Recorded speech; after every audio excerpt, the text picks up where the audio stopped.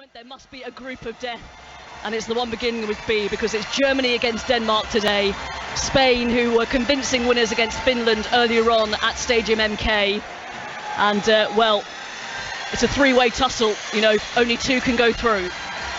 Yep, it is the group of death, Robin. I think these three teams, and obviously not disregarding Finland at all, at one point when they'd scored early on against Spain in the earlier kickoff, I wondered, you know, if this game ends a draw, this really opens up this group.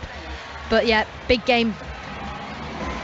You're listening to BBC Radio 5 live coverage of the European Championships, and don't forget to subscribe to the Daily Euros as Germany get us underway, kicking from left to right as we look down on our commentary position here in Brentford. It has been a sellout crowd here, still a few empty seats, but just glancing over the glass panel we have here, down to my right, an absolute sea of red of Danish fans in bucket hats as well. And Denmark are on the attack here. Nina Oberdorf just stuck out a right boot on the edge of the penalty area to evade that cross. Those wing backs getting stuck in already, is he? Absolutely, already pushing on. Denmark, Vejer on one side, Thompson on the other side, gaining a bit of control in the midfield from Denmark early on. Lovely quick feet from Pernille Harder in the centre circle, and then sets it through to Madsen and tries to thread it through for the run of Sinja Brun. Really lovely stuff, but Germany just about clear their lines. Really quick start from Denmark in the red here. Excellent start, Robin. Fantastic. You can already see they're trying to play centrally, Denmark, through the German midfield and poison them early. And I think that excellent defensive midfield play from Troelsgaard there, the number 7 in that Danish midfield. She's going to have to do a lot of mopping up tonight. She's been described as the glue that holds this team together, Sonny. Troelsgaard wearing the number 7 today. Signed halfway through the season last season to Reading, and will be there next season. The season performer.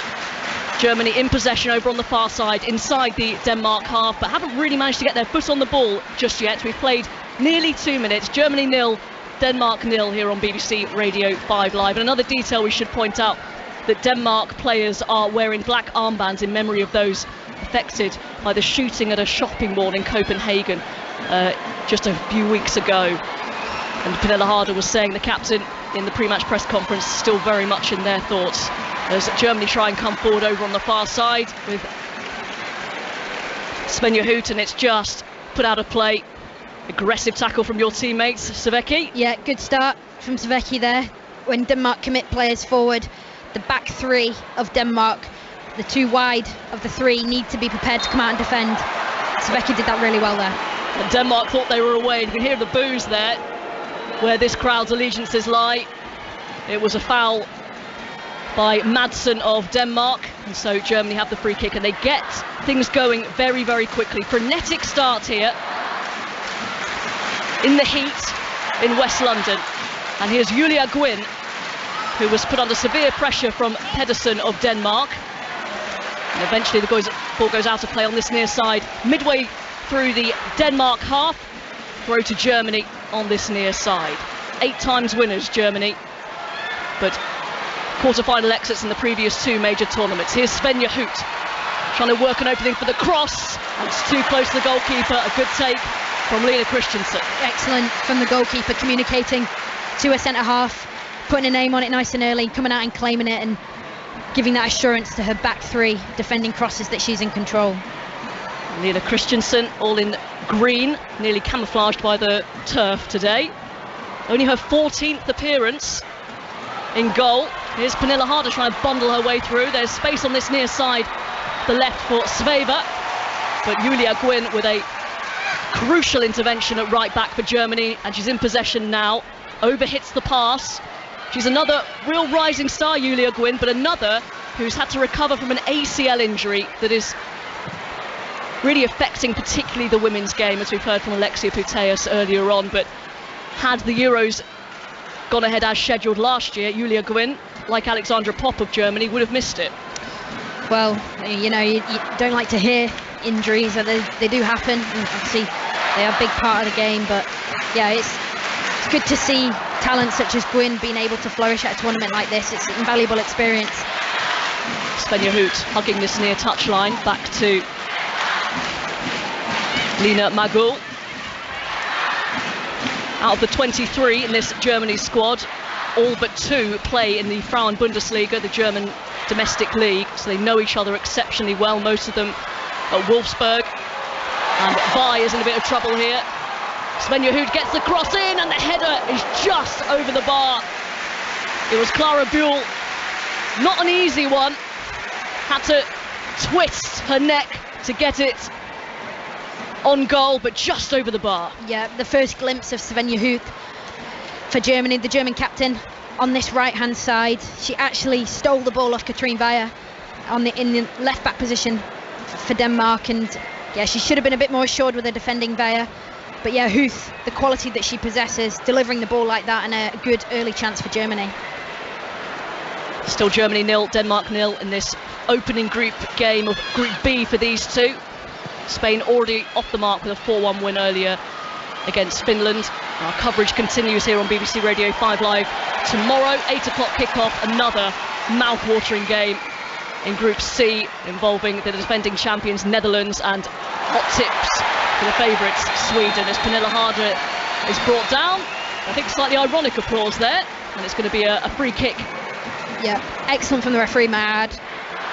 I don't give them much credit when I'm playing, but here the referee just dealt with that really well.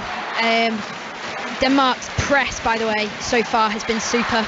The way that they're not letting the Germans settle on the ball. It must be an early tactic, you know. As soon as the Germans begin to gain a bit of rhythm, they start to find their flow. But Denmark haven't let them settle yet, and now they've got a free kick in a relatively dangerous area. Just midway inside the German half, kicking from right to left, the Danes. Esther Staubli is the referee today of Switzerland. VAR in operation as it is in every single game of this European Championships. Left-footed, floated in. Germany just about managed to clear their lines. Oh, that's not a great clearance there.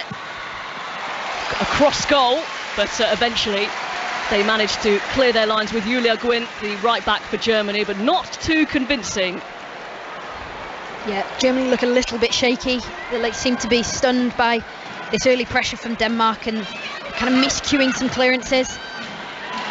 Weyer.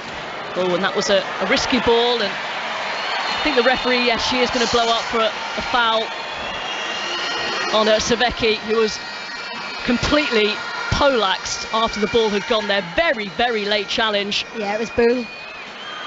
Yeah, smart from Savecki. She was actually put under a lot of pressure. She was the final player for Denmark. They've gone backwards into Savecki. She had to move the ball very quickly, and the ball was bouncing. It's not a good pass from her teammate, and she's taken one for the team there. Unfortunately, the referee's given it, but I mean, I say fortunately, it was an obvious foul.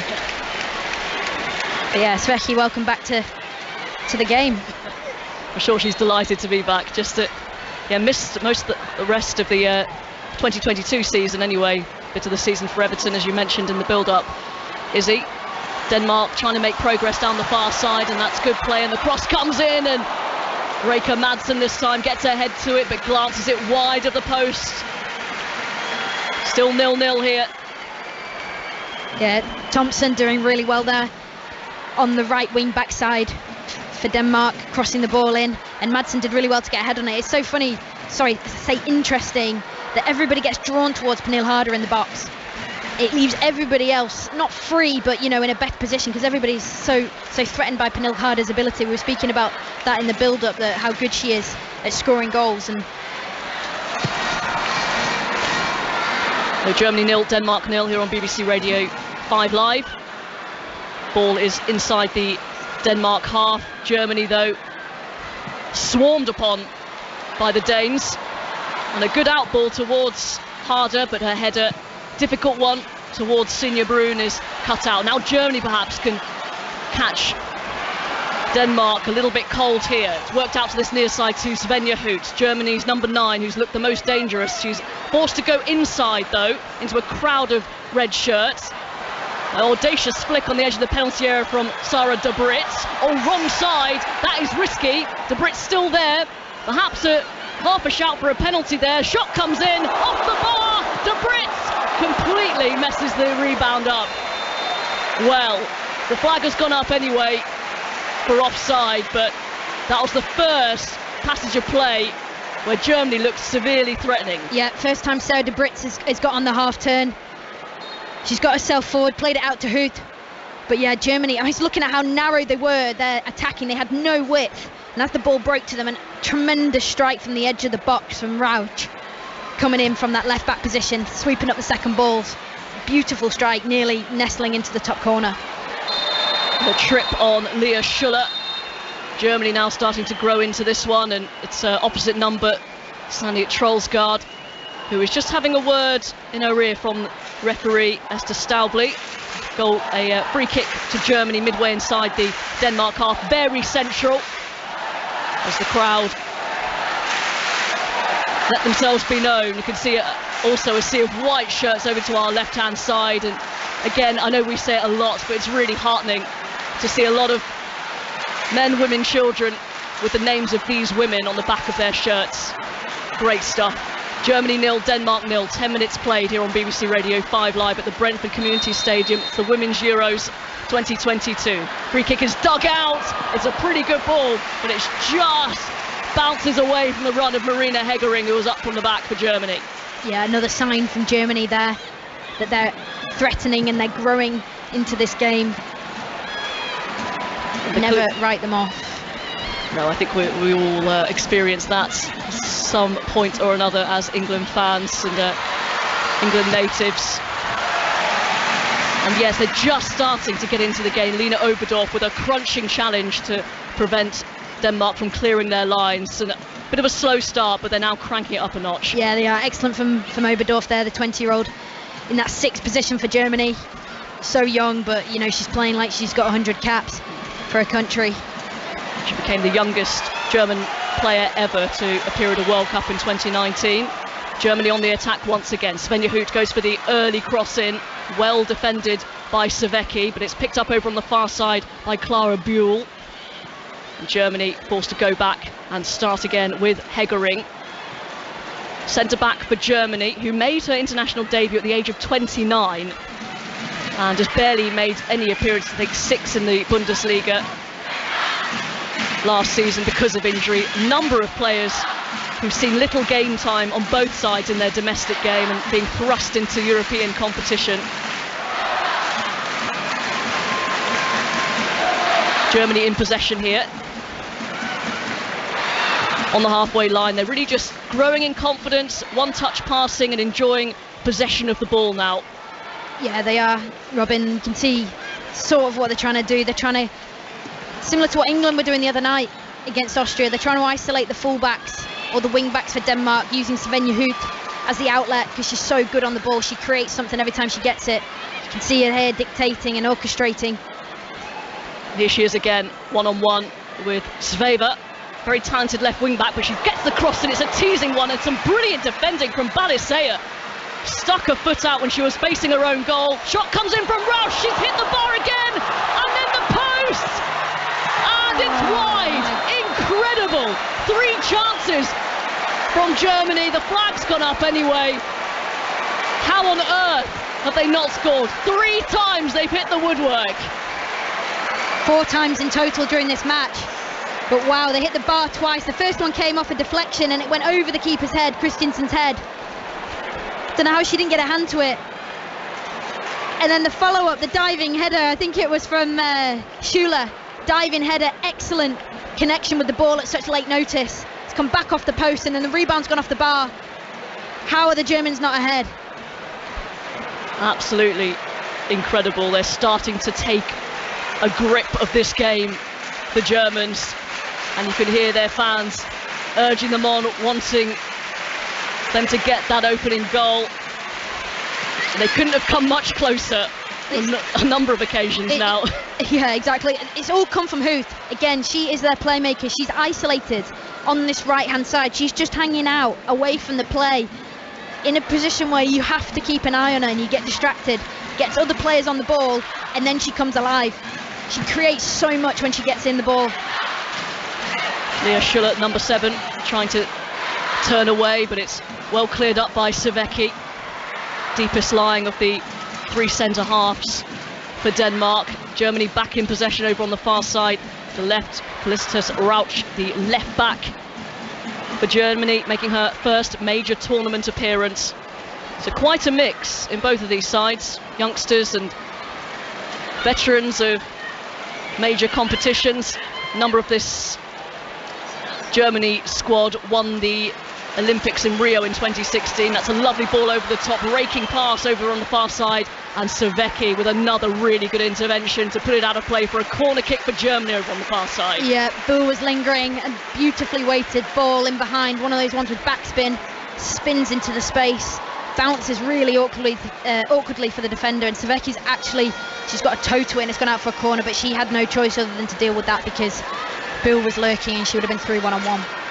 So corner kick over on the far side, in front of the Red Sea, it seems. It's flicked over, and Heggering gets her head to the ball, and a meaty paw from the goalkeeper Lena Christensen to get that one away, and out for another corner kick for Germany on the other side this time.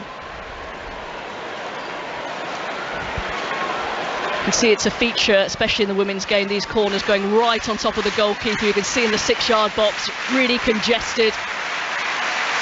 And if you can deliver correctly, it can really pay off.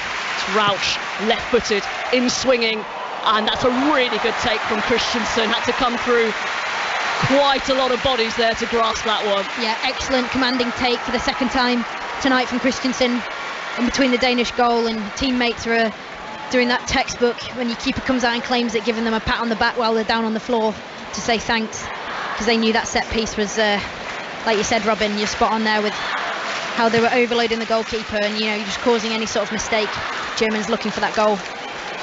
Voice of Izzy Christensen, Everton and England midfielder, but don't pay too much attention to the last name. She has been doing the BBC bias training. She knows what she's doing. Really good intervention, ball down the line from Savecki, cut out though by the Germans, who ping it around their back line and get themselves going and create some space on this near side once again for Julia Gwyn. Denmark now having to chase quite a lot. Yep, but Denmark started the game really well, pressing on the front foot, but the Germans have gained a bit more control of the ball. They pinned Denmark back into a shape that what they would like to adopt on paper, but in reality Denmark want to be more offensive than this, more attacking and getting their wing backs higher up the field. But yeah, the Germans have done, this is what they do so well, Robin. They do it so well, they adapt tactically in the game, and that's what separates good teams from great teams. Rauch, good feet, but a strong foot in from Pernilla Harder doing her defensive duty, and now Denmark will try and counter. Germany not letting them, and Denmark have lost it in a very dangerous area. Svenja Hoot with some space, right side the penalty area, gets the cross in, and it's scuffed, and it's a good effort, really good save from the goalkeeper. She wouldn't have been expecting that from Lena McGool. Great improvisation from the midfielder, but a terrific save quickly to her left from Christensen once again. Yeah, I mean, it's a good save, but you know, Lena McGool, you need to score, put your team 1-0 up there, you've got to tap in inside the 6-yard box. I understand that the ball's probably come at her quite quickly, but that has to be a goal. I'm sorry. The referee's blown up for a free kick for Denmark, perhaps for a handball, but it's Germany who are creating all the chances here. It's just a surprise that it's still 0-0 between Germany and Denmark. And the goalkeeper has looked very commanding. Yeah, Christensen, she's been tested so far, and it's nearly 20 minutes, 18 minutes gone on the clock. She has been tested. She's had to do claiming crosses. She's had to deal with pressure from oncoming German forwards when distributing. Yeah, she's in for a busy night, but she's done really well there. Good reflex save. Free kick to Germany. Senja Brun, number 20 for Denmark, a little bit too physical on Lena Oberdorf. Germany play it around their back line to this near side to De Britz, who's just made the switch from PSG to Lyon. Controversial switch. A well-trodden path though, isn't it? It is. She at least managed to win the league with PSG a couple of seasons ago and stopped Lyon's stranglehold on the French division for a season at least. Here's Svenja Hoot. I think she's misplaced that, but It ended up nearly being a very good shot, just drifted wide of the post. I think that was a cross. It was a cross, you can tell. Yeah, although if she'd stuck it in the top corner, I wouldn't put it beyond a player of her calibre to have intended that. But yeah, for the first time tonight, she's probably had about 4 crosses. 5th one, yeah, not well executed, not good enough. Shades of Lucy Bronze, if you remember, in that warm-up game against the Netherlands. That was the most embarrassed celebration I've ever seen. She knew it. Yeah, I'm sure Beth Mead, straight out of the textbook. Germany once again dominating possession here. The Brits dispossessed by Sinja Brun, who's basically lining up in the back line, such as the lack of service she's getting. Oh, and she nearly sells that short, and that's a mistake from Balasea. Germany in here. Oh, it's a thumping drive. Germany ahead. Lina Magul. She absolutely leathered that into the top corner. It has been coming. 20 minutes played. Germany 1, Denmark 0. A finish of the highest level from Lina Magul. Missed that chance a couple of minutes earlier, and she's absolutely rocketed one. She stole the ball off Pedersen, the number 3 central defender for Denmark. A really poor passage of play from Denmark. The pass was sold short to her by her teammate. Under pressure, can't deal with the Germans rushing around the ball. She's gone to clear the ball straight at Magul, and Magul, no nonsense, absolutely drives it into the roof of the net. You can't say it wasn't coming.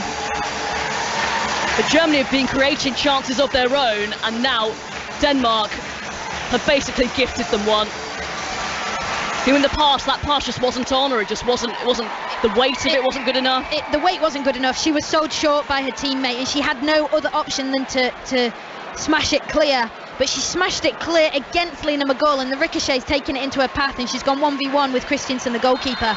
But not good enough from Denmark. Not enough quality in that passage of play. Hesitant in the midfield. Need to be more confident. A ferocious finish though from Lina Magul of Bayern Munich. And the Germans lead, and after a bit of a shaky start, they have taken a stranglehold on this game, and now the scoreline reflects their dominance. And once again, Svenja Hoot with a turn and a delightful pass through the middle for Leah Schuller. Just watching off the ball there, Robin, Pedersen with that mistake. Yeah, it's probably a hybrid mistake between her and her teammate, but her confidence has dropped straight away. Her positioning is all over the place. Gaps are opening up. She doesn't know whether to go tight or to drop. Exactly. She's got it confused. She needs to be told quickly by a teammate or by a coach that she needs to stick to the game plan, whatever that is at the back. But it's risky when you're that middle one of the 3 centre backs. Your timing and your reading of the game has to be impeccable, otherwise your team is in problems. Denmark in possession with the goalkeeper, who's forced to go long. The diving header, and again from Marina Hegering. Top stuff from her. So it's pumped forward, but it's going to be the keepers. Lena Christensen over on our far side bowls it out to Katrin Vai, formerly of Arsenal, and now plies her trade in the Swedish League Rosengard. Chipped clearance forward from the goalkeeper Christensen, but again Germany too aggressive. Hegering wins it and continues her run. She's now in the centre forward position, the centre half, but is now trotting back to her position as the ball doesn't reach her. Yeah, just watching Sinja Brun here for Denmark, Robin. She does not look sharp. She's off the pace of the game, and she's second to the ball, slow to react, and a team need her right now as an outlet, because she needs to get up and get around, let the ball stick, and give her team a chance to get up the park, because they haven't. The defence for Denmark right now is under a lot of pressure. Well, if we're being totally honest about Sinja Brun, there was a lot of excitement when the loan signing was announced, when she was joining Manchester United midway through last season. But 7 appearances, just 2 starts, no goals. She didn't really contribute an awful lot. I think there were mitigating circumstances. I seem to remember she did catch COVID, which obviously didn't help. But a lot of fanfare, and maybe that lack of game time is just catching up with her. Yeah, could say that. Player with huge promise. I think I've seen glimpses of her ability. She's tenacious and she's sharp, and so far tonight. Not seen that from a team leader. Prolific though for her country, as the top scorer at World Cup qualifying, 12 in 6 games, 5 of them coming against Bosnia and Herzegovina. Have already qualified Denmark for the World Cup next year in Australia, 2023. The ball is out of play in the German half. We've just got a shot of the German manager Martina Voss-Tecklenburg, a real legend of the game, 4 times German Player of the Year and 4 times a European winner with this team as a player. And as we mentioned in the build-up, under a bit of pressure to get her country that she's managing to a little bit more success than they've been enjoying the last few tournaments. She's another face on the touchline, Robin, who doesn't look I'd be scared of as a player if I wasn't doing my job correctly. Let's put it that way. She is, we can see her just encroaching on that technical area. Don't think the fourth official's going to find too much, but Lars Søndergaard, opposite number today, the Denmark manager, also on his feet. Bright white trainers, crisp shirts and tight black chinos. And his side being outplayed at the moment. 1-0 Germany lead, it could be more. Lovely ball round the corner, flag has stayed down for now. It's Leah Schuller, right side of the penalty area, plays it in and it's cleared off the line by Thompson of Denmark. Another really dangerous bit of play. Suspicion perhaps of offside. Yeah, possibly, or could have been an excellently timed run from Schuller there, but I'd like to have seen a cut back inside. She had Savecki 1v1, I'd like to have seen a cut back onto her left foot and drive. But excellent recovery run from the right wing back in Thompson there for Denmark, and that's the type of work rate that you need from those wing backs. You've got to do the work for your team, and she's denied a clear goal scoring opportunity there for Germany. Corner kick on this near side. Felicitas Rausch raises her right hand into the mix once again, right on top of the goalkeeper, and Denmark somehow scramble it away. And Sveva, her bright blonde hair, puts it out of play for a throw-in right down by the corner flag on this near side. Germany 1, Denmark 1. The first game of Group B for these two, between Germany and Denmark earlier on. Spain 4, Finland 1. That was despite Finland taking the lead after just a minute, and Spain doing the job despite losing their best player, Alexia Putellas. Still a very tough group. Going to depend on those head-to-heads between the 3 dominant teams in Europe. 1-0 Germany lead here at the Brentford Community Stadium. Denmark trying to get their way out, and Germany just seem to have their angles all just right at the moment. Yeah, they do. And also, one thing from a Denmark perspective, they're playing out from the back from the goalkeeper when the team are not ready to receive the ball. And that Christiansen's played Svecki on the right-hand side, and she's played it out to Thompson, who's the dropping full-back or wing-back. And they haven't got any options, Denmark, because they're not actually ready. Because they're probably, they're probably tired. They're chasing the game at present. And what I would say is Denmark need to get into half-time at 1-0. They cannot concede again, because 2-0 is game over. Denmark sitting very deep as well. Pernille Harder just making her way over the halfway line as Germany keep possession, and a rare touch for Merle Frooms, the German goalkeeper, but her clearance isn't great. Straight to the feet of Pedersen, who is closed down quickly and is forced to go back. And again, Balisea forced to make a hurried clearance. She was the one who made the mistake for the German goal. Sveva trying to bundle her way past Clara Buell, and yes, the referee has pulled up for a foul eventually. Yeah, and it's just this system, Robin, with Denmark, that they've got limited passing options and they're finding it really hard to get out of the German press. But they're playing to players under pressure with their back to goal, and they haven't got any inside set as an option, and they're forced to make mistakes by the Germans. Harder dropping deep. Oh, that's a beautiful ball taken brilliantly by Brun, and an even better save from the goalkeeper. He's pushed it aside. What a fantastic effort that was by Sinja Brun, who's been quiet on the edge of the penalty area. She whacked that towards the far corner, but Merle Frooms, who's had little to do today, was equal to it. Excellent from Brun. Absolutely exquisite touch on her chest down, and she's just hit it early on the half volley with her left foot, and it's going, well, it's direction was nestling in that far right-hand corner to the keeper's right, but Froome was better to it. She reacted. Good job she's not got her son in her eyes like we have, Robin, because that definitely would have gone into the back of the net. Now, I've just been handed an official UEFA Euro Women's 2022 cap. Now, I don't sue caps. Oh, you have, right? Do I put it on Nice. and look a bit silly and be professional like my colleague Vicky Sparks, who's always prepared, like a goalkeeper, bringing a cap on, just waiting for that sun to disappear? Just waiting for my cap. You might suit it better. Do you want to try? Not with a high messy bun. I need to drop my hair, and we're on radio, but we still got to look quite good. It's the reason I like radio. It's not something you have to worry about too much. Just past the half-hour mark, and that was a really good chance for Denmark, and credit to Froomes. As we say, he's had very little to do. It's her first major tournament as Germany's #1, taking over from Almut Schult, who's on the bench, and the third goalkeeper, for those who follow the Women's Super League, and Katrin Berger for Chelsea. That just shows the depth of this German side, especially in the goalkeeping department. Yeah, it's insane, ridiculous. And Katrin Berger, I mean, she is a goalkeeper of the highest level, and she's on the bench. Chance now once again for Denmark. Sveva, little step over, tries to get the cross in. A really good block from Julia Gwyn, and out for a corner kick, the first for Denmark on this near side. Yeah, and you can hear the Danish fans. They know this is an opportunity. Set pieces, get back in the game.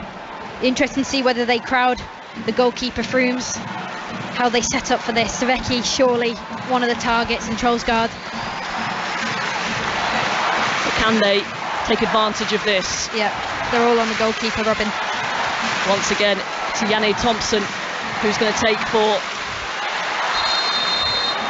the Danes. The referee has spotted something. I think she's not very happy with the positioning of the Pedersen, with the headband there. She's just a couple of inches away from the goalkeeper. Classic role. You pretend you're not doing anything, but you are.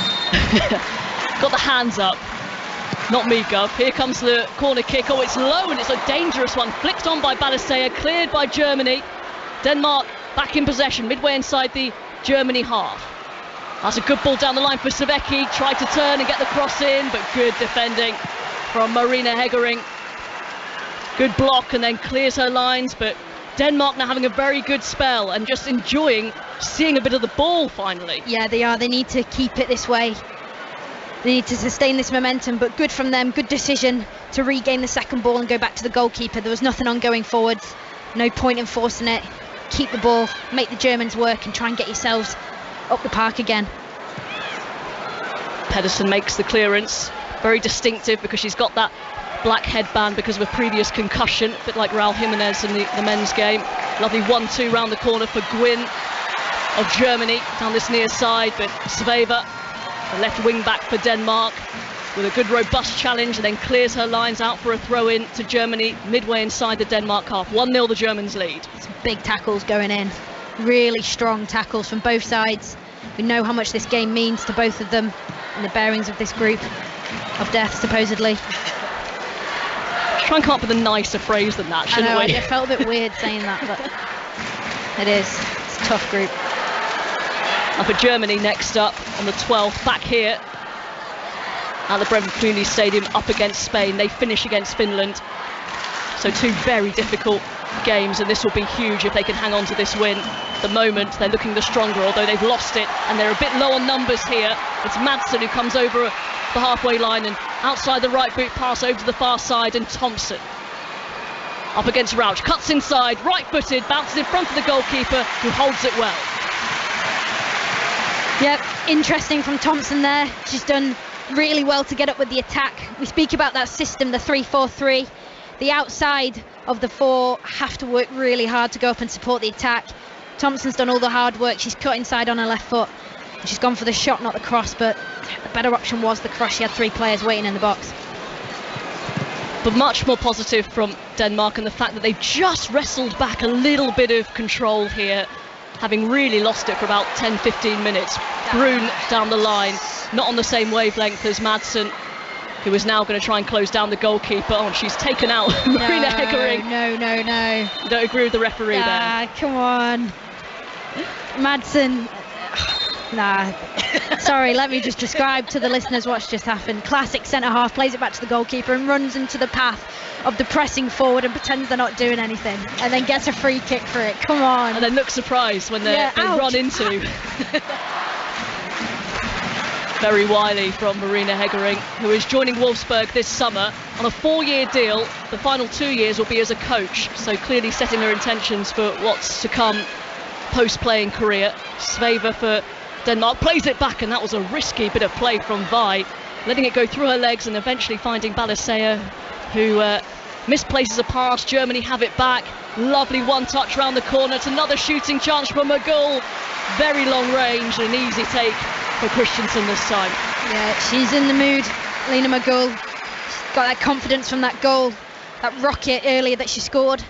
Perhaps on that occasion the better option was to slide in one of the forwards. Schüller had peeled off, but yeah, I can understand why she's taken the shot on. Denmark really struggling. Lena Oberdorf, I know Jen Beattie was speaking about her pre-game and about her talent. She's sweeping up and blocking these passes into the Danish forwards so well. It's really made Denmark struggle to find other options through.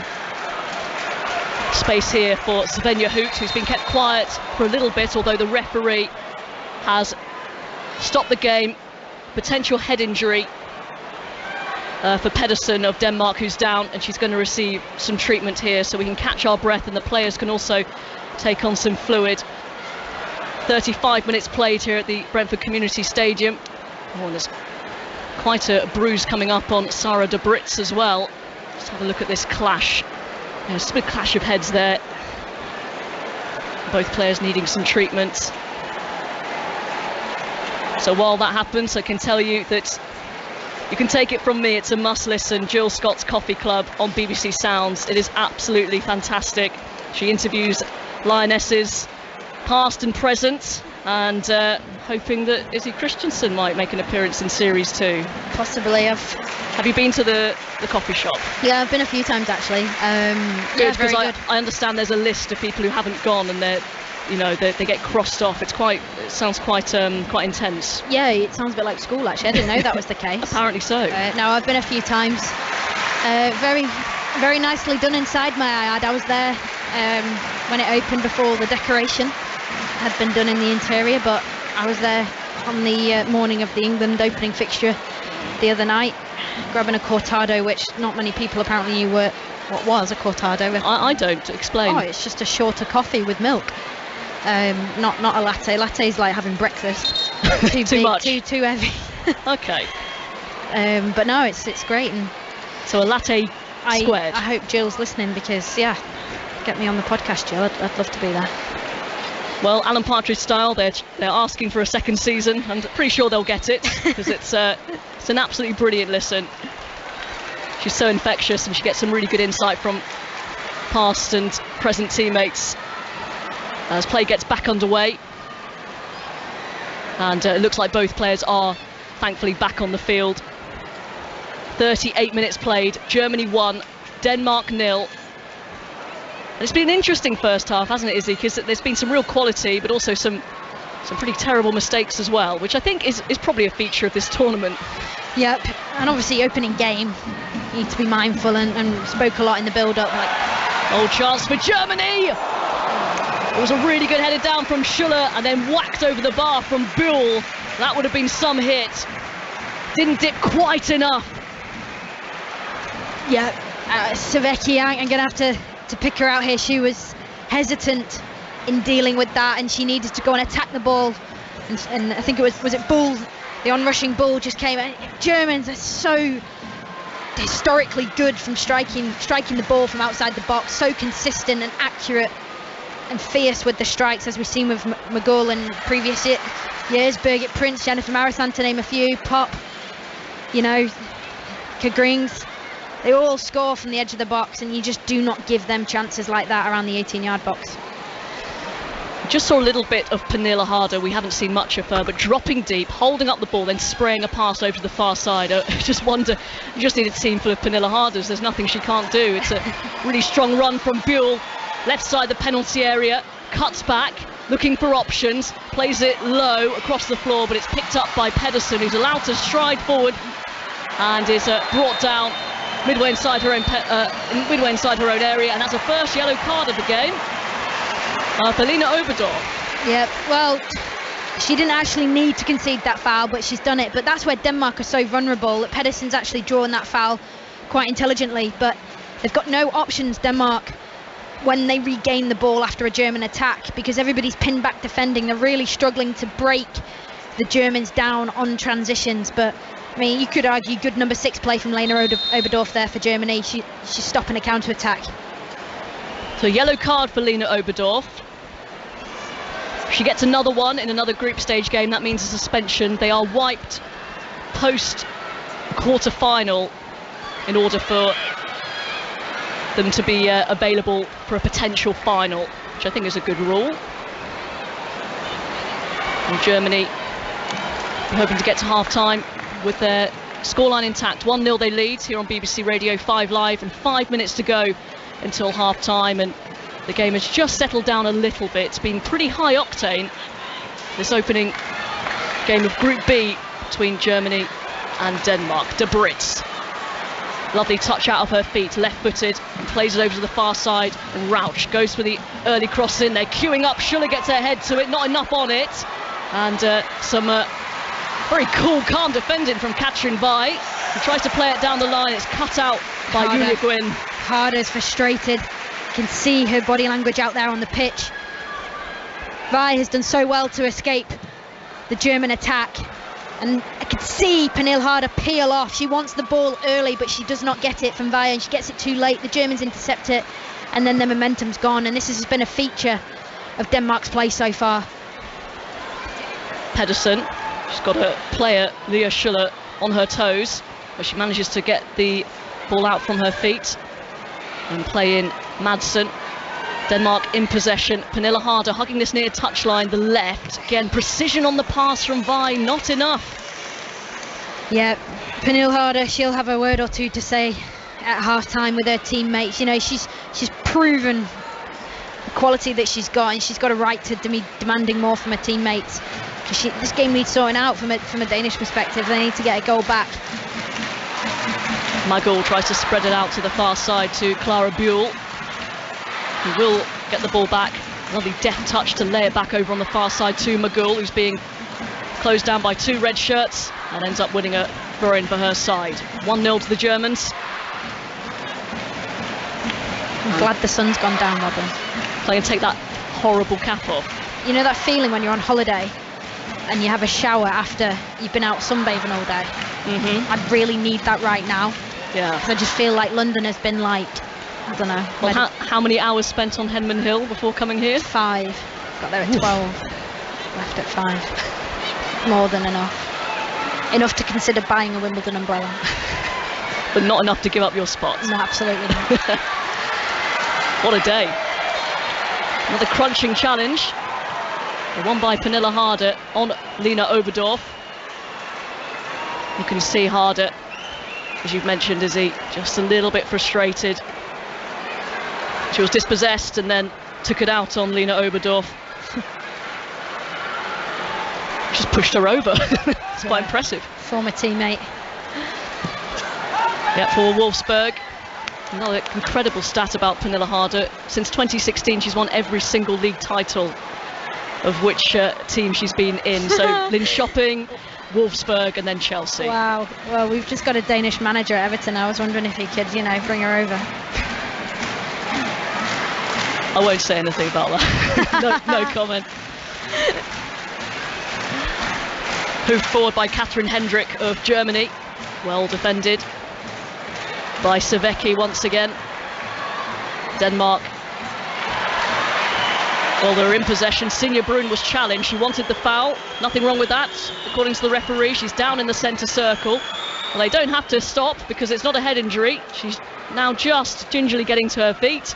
And Germany have completely stopped play think they were asking whether she's okay. Heggering plays it out to the left back over on the far side, Rauch, and they can get going once again. Throw into Denmark inside their own half. 1 minute to go of normal time.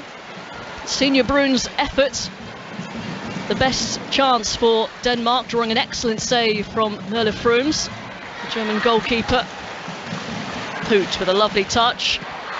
She's got it back here, midway inside the Denmark half. Central, and wants the foul. Felt she was pushed off the ball. The referee has waved play on. Madsen for Denmark. Down the line for Harder once again.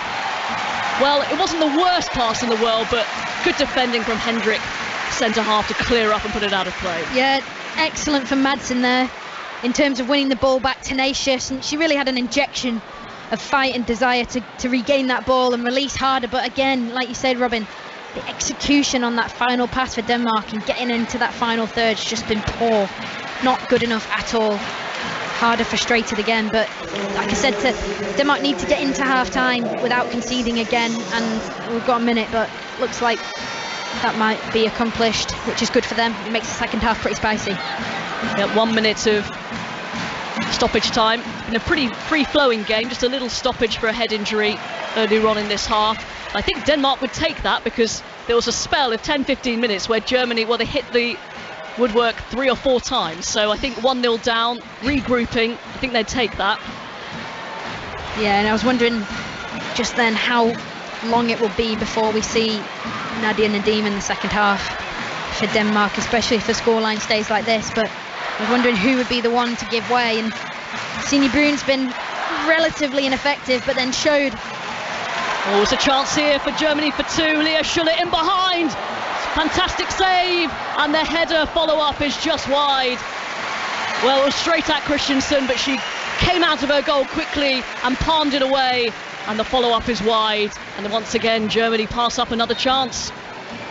Yeah, literally held her run to perfection there, Schuller. Should have done better, should have scored for me, but she's hit it, like you say, straight at Christensen. Christensen's kept them in this game, by the way. If it's not for her in the Woodwork, could be a lot worse. But yeah, Nadia Nadim is needed, I think. A bit more aggression and pace up front for Denmark is required.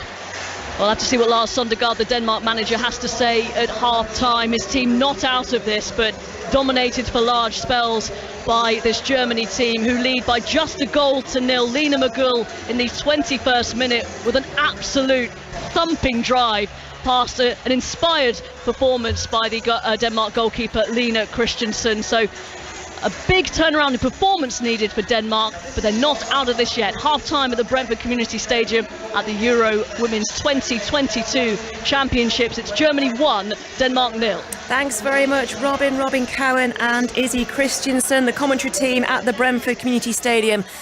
Tonight between Germany and Denmark, with Germany leading by that slender lead by 1-0. Jem Beattie, Scotland and Arsenal defender, alongside me here in the studio. On the socials, Josh saying Denmark clumsy in playing out from the back, and they've been caught. The press has been perfect from Germany so far, and Denmark haven't really adjusted. Jem, what are your thoughts on that first half performance? Yeah, no, look, Germany have looked really strong. I think it's been such a strength up that right hand side, and those crosses going into the box have just been causing absolute havoc. I was always a little bit worried about Denmark having a back three, and I feel like Germany have done exactly that. They've exploited it. Well, you can tweet us with your thoughts. We'd love to hear from you at 5Live Sport, or text us on 85058. We've got Wimbledon news and Formula One coming up after the latest news at 8:48 here on 5Live with Matt Bone. Listen on BBC Sounds. This is BBC Radio 5 Live. The former Chancellor Rishi Sunak is the latest MP to enter the contest to become the next Prime Minister after Boris Johnson announced his resignation. 2 other Conservative MPs, Tom Tugendhat and Suella Braverman, have also launched leadership campaigns, and many others have been unofficially canvassing for support. So many that Henry Hill from the Conservative Home website says it may be useful to change the rules to make it harder for a large number of candidates to be nominated. The field is currently set to be extraordinary if you consider all the people who are possibly running. I think the big thing is to increase the number of nominations needed to stand. And I think that would be helpful, because whilst I think it would be useful for the Conservative Party to have a proper contest in order to have some of these debates that they've been effectively avoiding for a few years, I do think it would be better if we didn't waste so much time winnowing out a whole series of no-hopers in the early round. Sir Keir Starmer has said the reason he pledged to stand down as the Labour leader if he'd been fined for breaching COVID rules was to change people's minds about politics. Sir Keir and his deputy Angela Rayner were both cleared of any wrongdoing by Durham police earlier today. President Biden has signed an executive order to help protect women's access to abortion. It's in response to a recent Supreme Court ruling which allows individual states to ban terminations. The former head of the Metropolitan Police's counter-terrorism unit, Sir Mark Rowley, has been named as the force's new commissioner. Sir Mark says he's deeply honoured to take over from Dame Cressida Dick, who stood down from the role in April. 6 men have been convicted of a string of robberies, including stealing a tiara worth £3.5 million from a stately home in Nottinghamshire in 2018.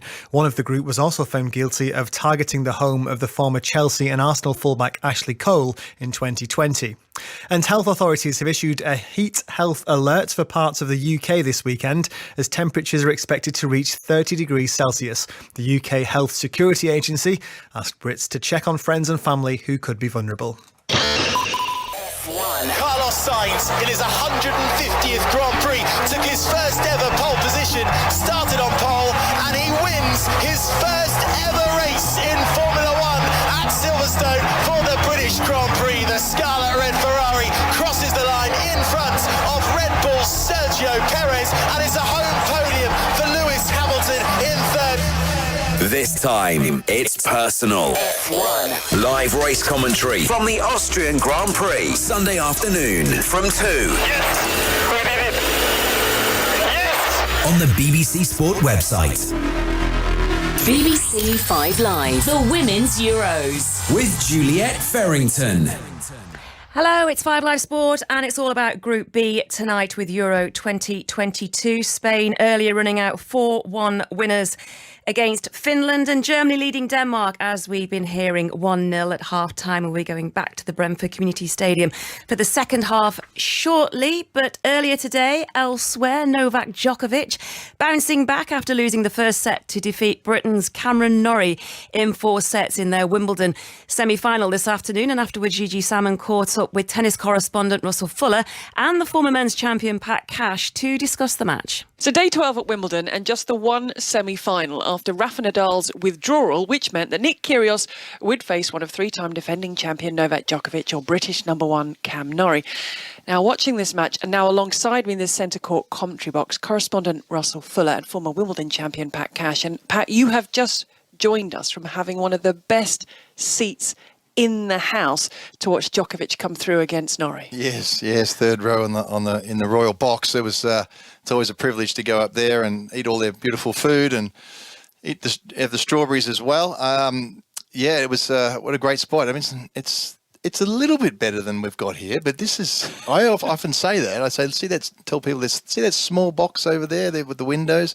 That's where we squash into, but it is a fantastic. You don't have to wear a tie when you come in here. No, I don't. And sit in the sun wearing a tie and a jacket, which is not what I'm used to. But we don't doing. give you scones and we don't give you strawberries and cream. And what? Talking a little while ago, you were saying the slow start from Novak Djokovic, Cameron Norrie gets on the board, and you said you took a little break to have a little bit of something to eat. You came back in and Novak Djokovic had taken control. Yes, the third set. Yeah, there was. It was a horror start for Djokovic. I mean, I know a champion like that, they don't panic. But he was all over the place. He couldn't get into the rallies. He was missing all sorts of shots, even serving double faults, bad shot selection, and Cam did a good job. Didn't have to do an awful lot. And it's always, you always think, okay, he's going to start getting back. And of course, he had those couple of games where he was edging closer to a break, but couldn't quite get it. And sometimes those matches just disappear. There's 2 sets before you know it. But he did get the break. Cam didn't miss a few shots. And to me, that's an indication of him getting in form, is when he starts bombing those serves. And he had a lot of aces in the match in general, but certainly in the last 2 sets. So that's because that gives him when he starts serving like that and getting some errors, it's the 3 points that you need. And in the rallies, yeah, sure, he bit by bit got on top of Norrie, but it wasn't totally convincing in that department today. Russell, how do you feel that Cameron Norrie handled the occasion, this being his first Grand Slam semi-final? I think he handled it pretty well. Certainly started very well, as Pat was saying. Yes, helped by some uncharacteristic errors by Djokovic, but to break his serve 3 times in the opening set, lovely atmosphere, very excitable crowd on centre court during that first set. After that, I don't think he played particularly well. I didn't get the sense that he was overawed by the occasion. I think just he wasn't able to play well enough as Djokovic got better and better. And I think he's had to scrap right the way through the fortnight, actually, Cam Norrie. He was 2-1 down to Jaume Munar, 2-1 down to David Goffin, and all credit to him for coming through. He was expected, if you look at the rankings, to come through this weaker section of the draw once we had another couple of players pull out or lose. And he took that opportunity brilliantly. And you can only see him, Pat, taking these 12 days as a massive positives as he moves through the rest of the season. Yeah, well, it's just as Russell said. He sort of struggled and fought his way through so many matches, and he's got a beautiful left-handed serve. He's got a very good grass court game, though he says it's not his favourite surface, maybe his worst surface. So that's very encouraging to think that he's got through to a semi-final. You know, he's a very, very good competitor. A couple of things in his game that he'd like to improve on, that the forehand down the line. I think once Novak realised, kept baiting him a little bit, probably watched him play Goffin and saw that he was missing that, and he doesn't like that shot. Novak is very good at working players out, and he found that he could beat him from all over the court. But that's a little blip. That's something that Cam can work on, if he can keep progressing at the standard he's doing, I mean, boy, he's going to be a real threat for next year. So Novak Djokovic moves through to a 32nd Grand Slam final, an 8th here at Wimbledon. He has 20 Grand Slam singles titles. In terms of the head-to-head, it's 2-0 for Kyrgios. I don't know, Pat, if we read anything into that. It was back in 2017, straight sets for Kyrgios. Is that anywhere in Djokovic's mind? Is it not? And how do you see Sunday's final? Well, I think Novak does well if he's able to see the players a couple of times, because he'll work them out very quickly. He'll work out where they serve. He'll work out their patterns. But I think that's the risk that he starts off like he did today against Kyrgios, and if he does, he'll find himself 2 sets of love down very quickly. This is the pinnacle of men's tennis, and I'm pretty good at second guessing and working matches out and having possible scenarios, but I'm scratching my head a little bit, and I think that's what's so interesting about this match. Pat Cash and Russell Fuller, as ever, it's a pleasure. Thank you very much for being with me inside the 5 Live commentary box here on Centre Court. So Nick Kyrgios, Novak Djokovic to come on Sunday, every ball here on 5 Live. Before that, though, the women's final tomorrow on 5 Live Sport from 2 o'clock with Ons Jabeur against Elena Rybakina. Make sure you join us for that. It's going to be so good, that men's singles final on a Sunday. Such a busy weekend on 5 Live, and we're going to bring it all to you, and Gigi Salmon will be with you all weekend at Wimbledon as that comes to a finish. We're going to go Formula 1 now, and Red Bull's Max Verstappen was fastest in qualifying for tomorrow's Formula 1 sprint in Austria. Jack Nicholls was on commentary duty watching it all unfold. Well, a dramatic qualifying session. Verstappen taking pole, but beating the Ferraris of Charles Leclerc and Carlos Sainz by less than 1/10 of a second, separating all 3 of them. It was incredibly close. Mark Priestley, the former McLaren mechanic, was alongside me for commentary.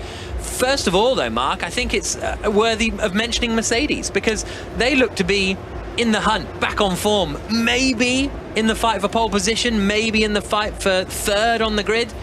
Both crashing out into the barriers. Yeah, some promising signs with the updates they've brought recently to their car, showing signs that they can start working on performance rather than just fighting the fires and the problems they've had for the early part of the season.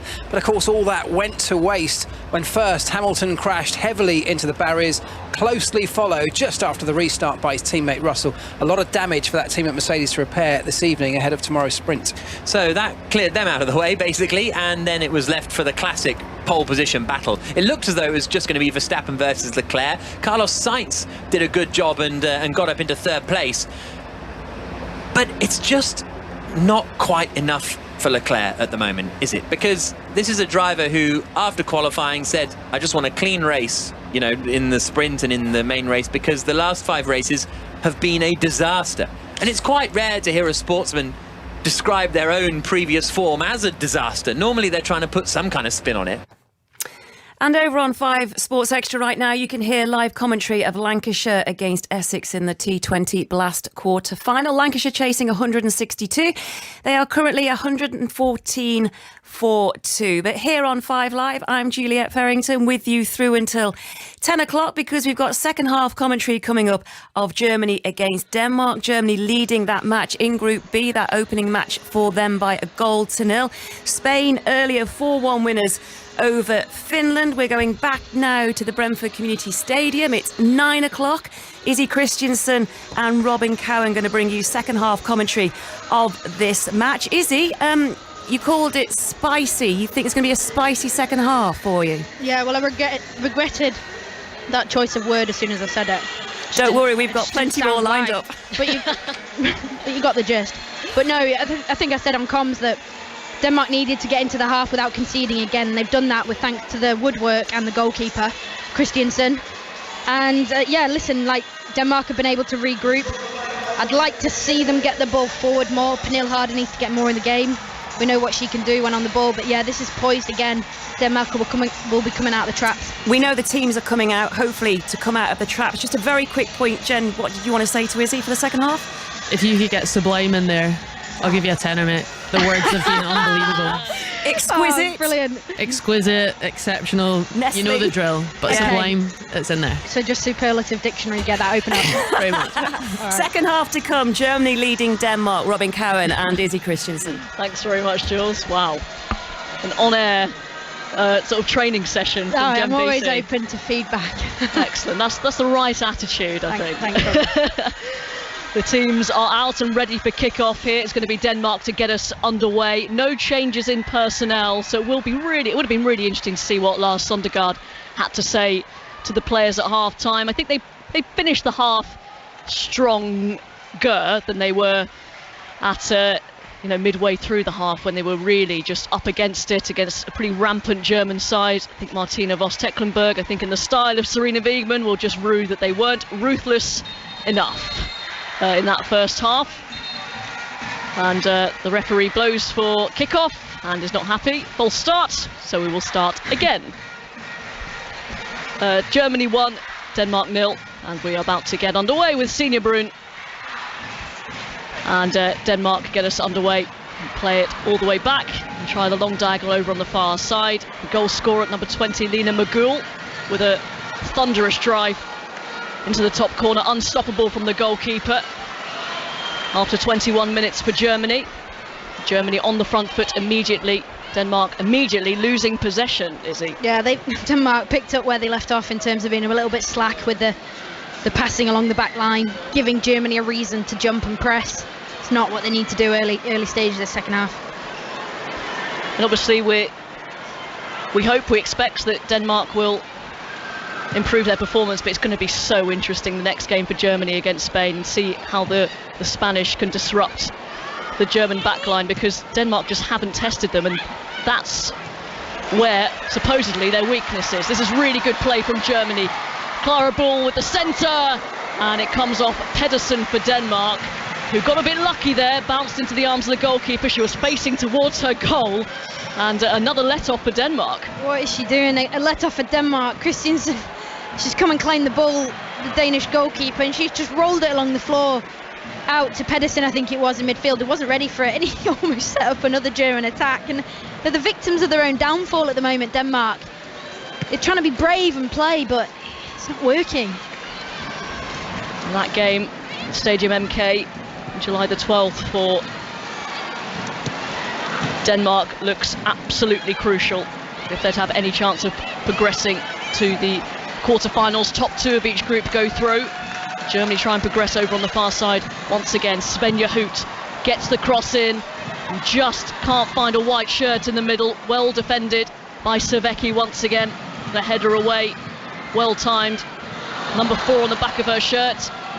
Again, Denmark overplaying in dangerous areas, and Germany, well, perhaps on that occasion, Buell could have taken a shot, tried to thread it through the eye of a needle towards Leah Schuller, who made the run in behind. Denmark do clear their lines, and it's a pass through the legs of the referee from Harder. Again, doesn't find the intended target. Real lack of quality from Denmark in those areas. Yeah, excellent from Harder. Tenacious. She's trying to make things happen for a team. I don't blame her. There's got to be a point where you kind of, you take yourself out of the shape of how it looks on the tactics board, and you go and sort situations out yourself, and Harder's trying to do that within the realms of what her manager, I'm sure, allows, but she's just lacking quality around her in terms of that final ball, and it's really disrupting the way that Denmark are playing. Pinged forward by Rauch, the German left back, but over the head of Magul. Vi once again gets away from a couple of challenges, but places the ball out of play for a German throw. Robin, I'll give my personal tactical views on this system. It's not that I don't like it. I've played in it before, and it's not easy to understand at all. There's a lot of hesitation and grey areas of who presses when. In a basic 4-4-2 or 4-3-3, it's a little bit more clear what your jobs are. And this system at the moment isn't working for Denmark. Presumably they've played this, a number of times before. I guess does your mind become a bit more cloudy when it comes to opening game of a tournament, and also up against a very good side, of course? No, absolutely spot on. You can train for it, you can think you've nailed it, you think you're ready, and then you come up against a team that are in the form, and they've got players like Magul and Huth who can adapt tactically and mess your system up, and that's what's happened. It's a good out ball though. Harder picks it up, places it over to this near side to Thompson, who's shut down immediately by Clara Buell. Got to say, Germany have had quality, but they've also worked hard as well, and they win a throw on this near side. I've been really, really impressed with both sides actually in terms of their counter press. They've got really close to the ball, and they've tried to stop forward passes or any sort of rondo out of a situation, which is short shot of play to get out of a tight area. Germany trying to make something happen midway inside the Denmark area. This is Rauch in a robust challenge with her opposite number, Madsen, and the decision has gone Denmark's way. Free kick just inside their own half. 1-0 to Germany. Yeah, Madsen's been very, very good in terms of her work rate, tenacious. She seems to be one of the few out there for Denmark who's really getting stuck in, and that's what a team needs at the moment. Here she is, receiving the ball, keeping hold of it. Cheeky nutmeg as well. Yeah, not bad at all. It's her first major tournament. Reika Madsen plays for Madrid in Spain, not Real Madrid, the other Madrid side. And they finished a pretty unspectacular 13th in the Spanish league last season. But as with a lot of players, have a good tournament, you get yourself a move to one of the real heavyweights. Madsen picks up the ball, plays it back. Not the best pass because Savecki was heavily marked by Leah Schuller, who's picked it up now, lays it to the near side to Sarah de Brits, and the goalkeeper will just about gather. Again, Germany trying to play those intricate passes, and Denmark just about getting away with it so far. And again under pressure, the goalkeeper bowls it out, and well, saved by the whistle, because Sunny Troelsgaard, well, she probably was being fouled, but that ball was just not on. Yeah, again, Denmark haven't got any passing options out from the back. Player gets under pressure, gets into a sticky situation and can't get themselves out. She gets lucky there, Troelsgaard. She gets a free kick, but just seconds earlier, Germany, that is them at their best. High intensity, fluid, quick attacking play, and all orchestrated by Magul, who's just kind of breezing around in this number 10 position, and so clever on and off the ball. Releases it at the right times. Once again, they play a short ball out from the back, and the clearance is hurried, and Germany have a chance here, and well, none of them want to have a shot. On the edge of the penalty area goes de Brits, sprayed out to this near side by Lena Magul. Now Rauch plays a lovely 1-2, but a good sliding challenge by Thompson, out of play for a German throw. Starting to get into the mood. Germany. You can see the Brits there trying a little flick on the edge of the Danish 18-yard box, that's when you know you're feeling confident in growing into the game and the tournament. Pedersen, good strength to ride a couple of challenges and keep possession. Plays it back to Troelsgaard, who lays it off to the far side for Katrin Vej. A rare spell of possession this for Denmark. Balisea goes over the top, and Vej just about keeps that in. Oh, the assistant referee on this far side has raised her flag, I think for offside, and it looks like Lars Søndergaard, the Danish manager, has seen enough. A triple substitution incoming. In the meantime, here come Germany. Shooting opportunity from Svenja Hoot, and it's well blocked by Savecki. Hoot takes it up again, trying to work the space on the edge of the D, and a thumping clearance away to the German goalkeeper Frooms, and Germany will build again. Just 1-0 they lead somehow. You can see Thompson there, the right wing back of Denmark. She cleared the ball clear and she put the kitchen sink through it and tried with her arms, her body language, to get her team up the park, but they can't at the moment. And look down here, triple change. He's obviously not happy with his team's half-time response to what was said inside the locker room. No, interesting. He gave them 8 minutes, and he thought, no, it's not changed. Well, they started this half poorly. Within seconds, they were giving the ball away across the back line again.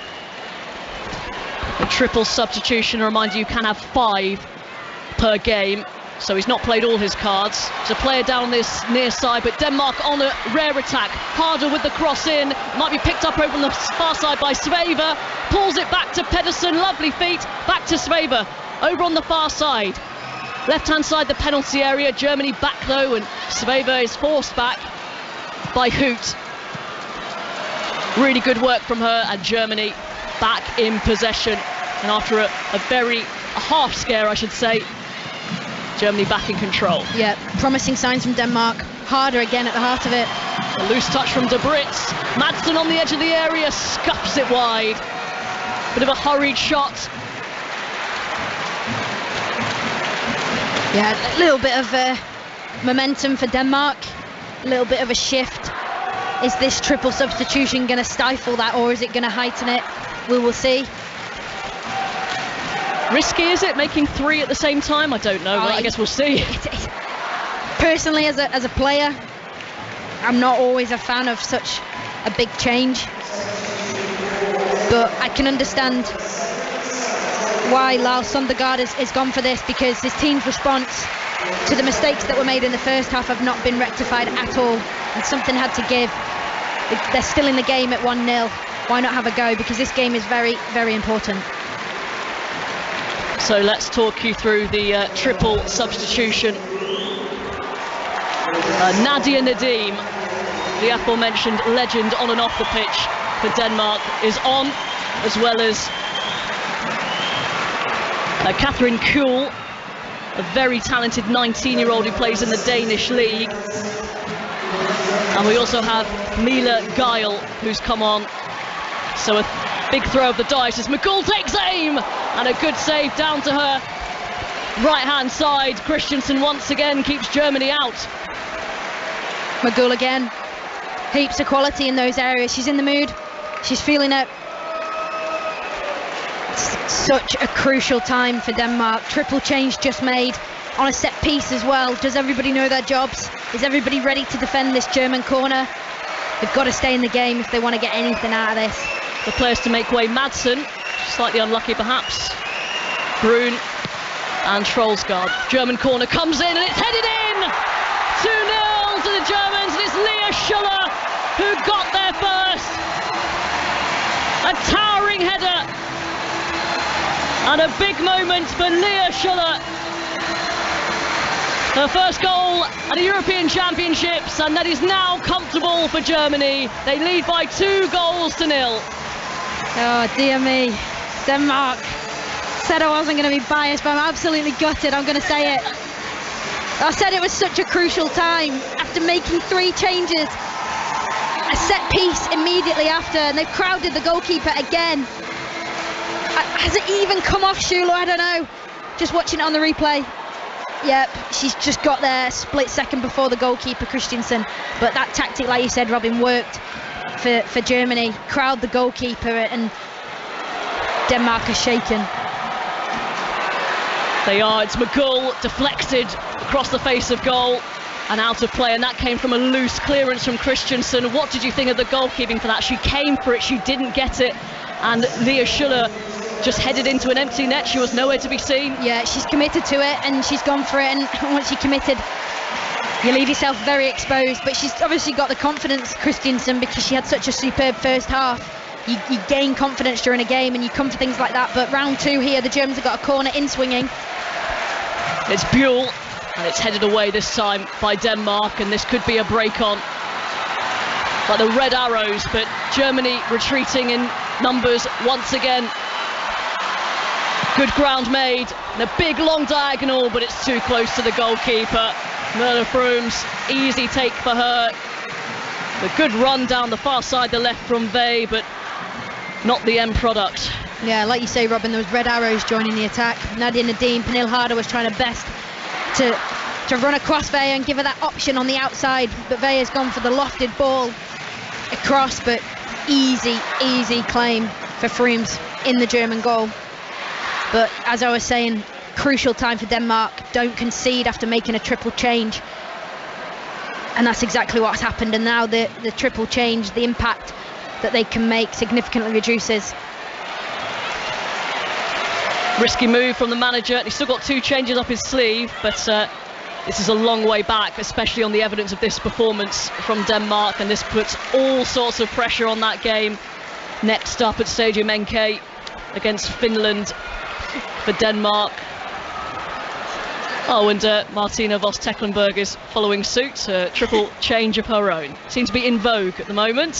Saw Serena Wiegmann do it as well in the opening day. I find it so interesting with coaches from this angle of things anyway, not as a player because I'm concentrating on playing, but you know, like triple changes, who's going to deal their cards first?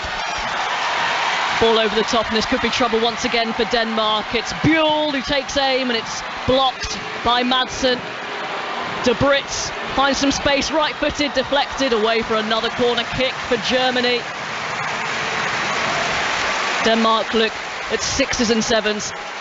Yep, they do, and Martina Voss Tecklenburg, the German coach, she's absolutely going for it here. She's throwing on 3 changes, one being just Alexandra Popp. Yeah, real legend of the women's game in Germany. But as mentioned, she is entering the field at the age of 31. Her debut at a Euro. She missed Euro 2013 and Euro 2017 with injuries. She's just come back from yet another knee injury. She would have missed this championships had it been played as scheduled last year. So it's great to see her finally make her European bow.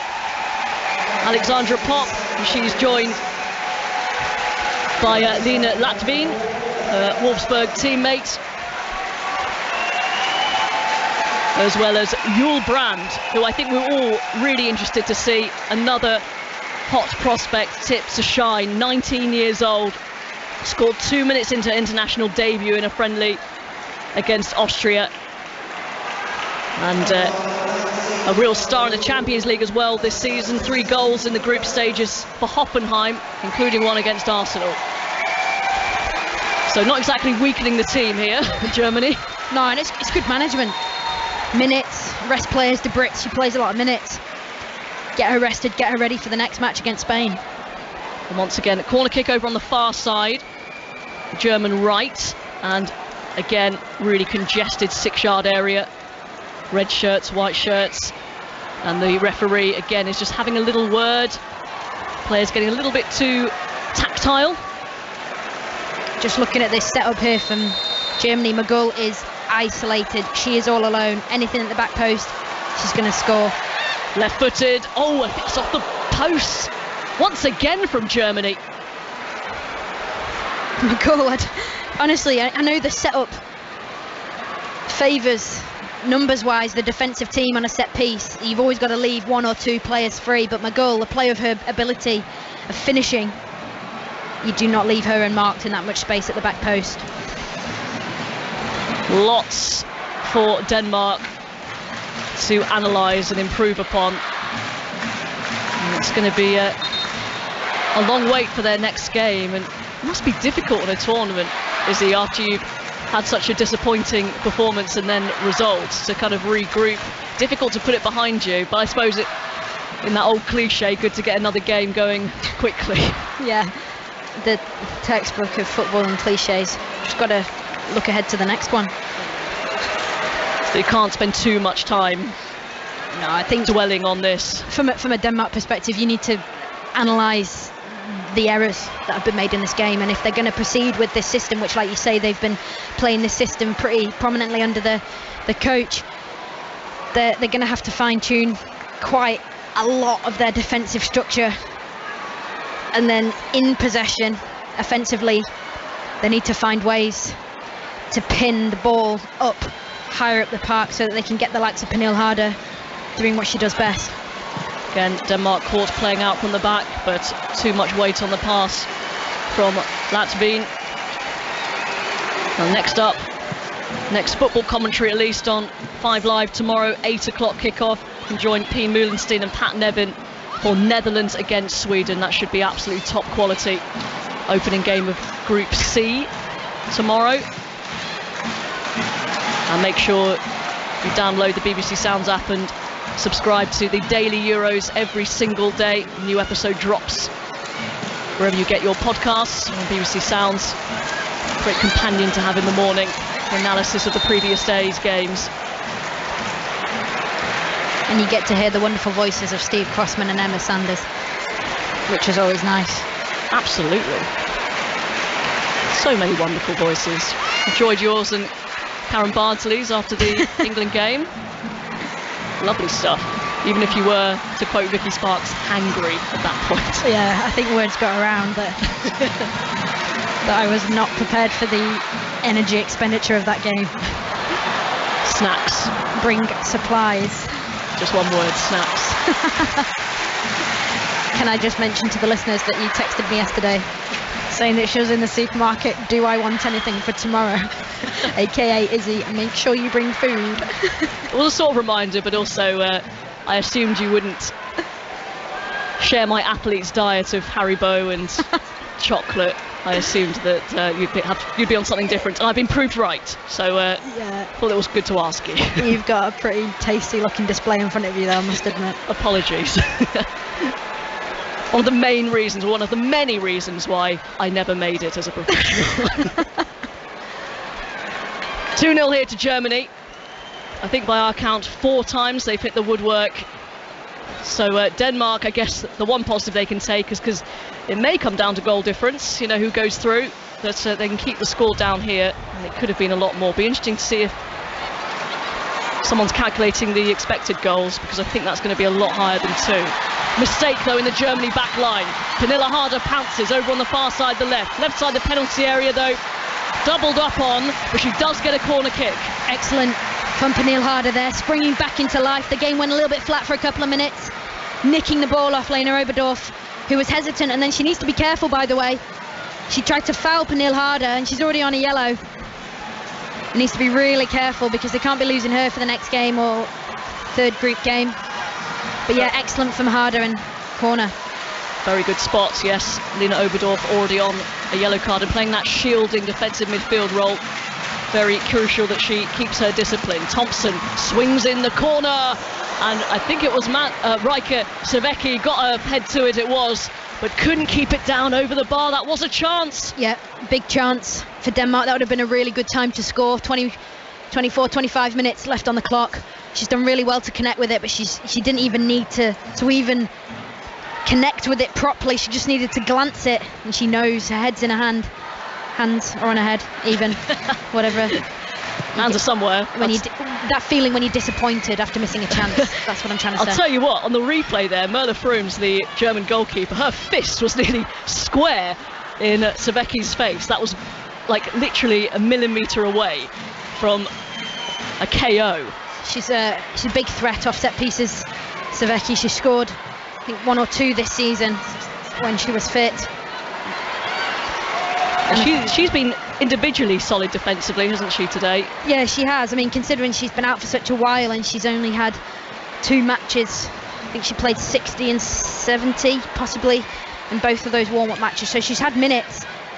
But yeah, she's looked the most assured of the 3 at the back for Denmark, and I'd like to actually see her in the central role for the next game. And perhaps Simone Boy could come into the side, a bit more of an experienced international, but Jen Beattie made the point earlier on in the build-up that Boy hasn't played many minutes for Arsenal this season. She could be out of, match sharpness, if you like. But yeah, I'd like to see Savecki in that middle one, organising, communicating, because that's what she does best, and they've looked really disorganised at the back, Denmark, at times. Words of Izzy Christiansen, Everton and England midfielder, as Germany win another corner kick on this near side. 67 minutes played. Germany 2, Denmark 0. European Women's Championships. Again, right on the goalkeeper in the 6-yard box. And it was Heggering who took a swing. Denmark just too many bodies in the way. Germany have it back. Rausch with a delightful flick round the corner. Gets it back and plays in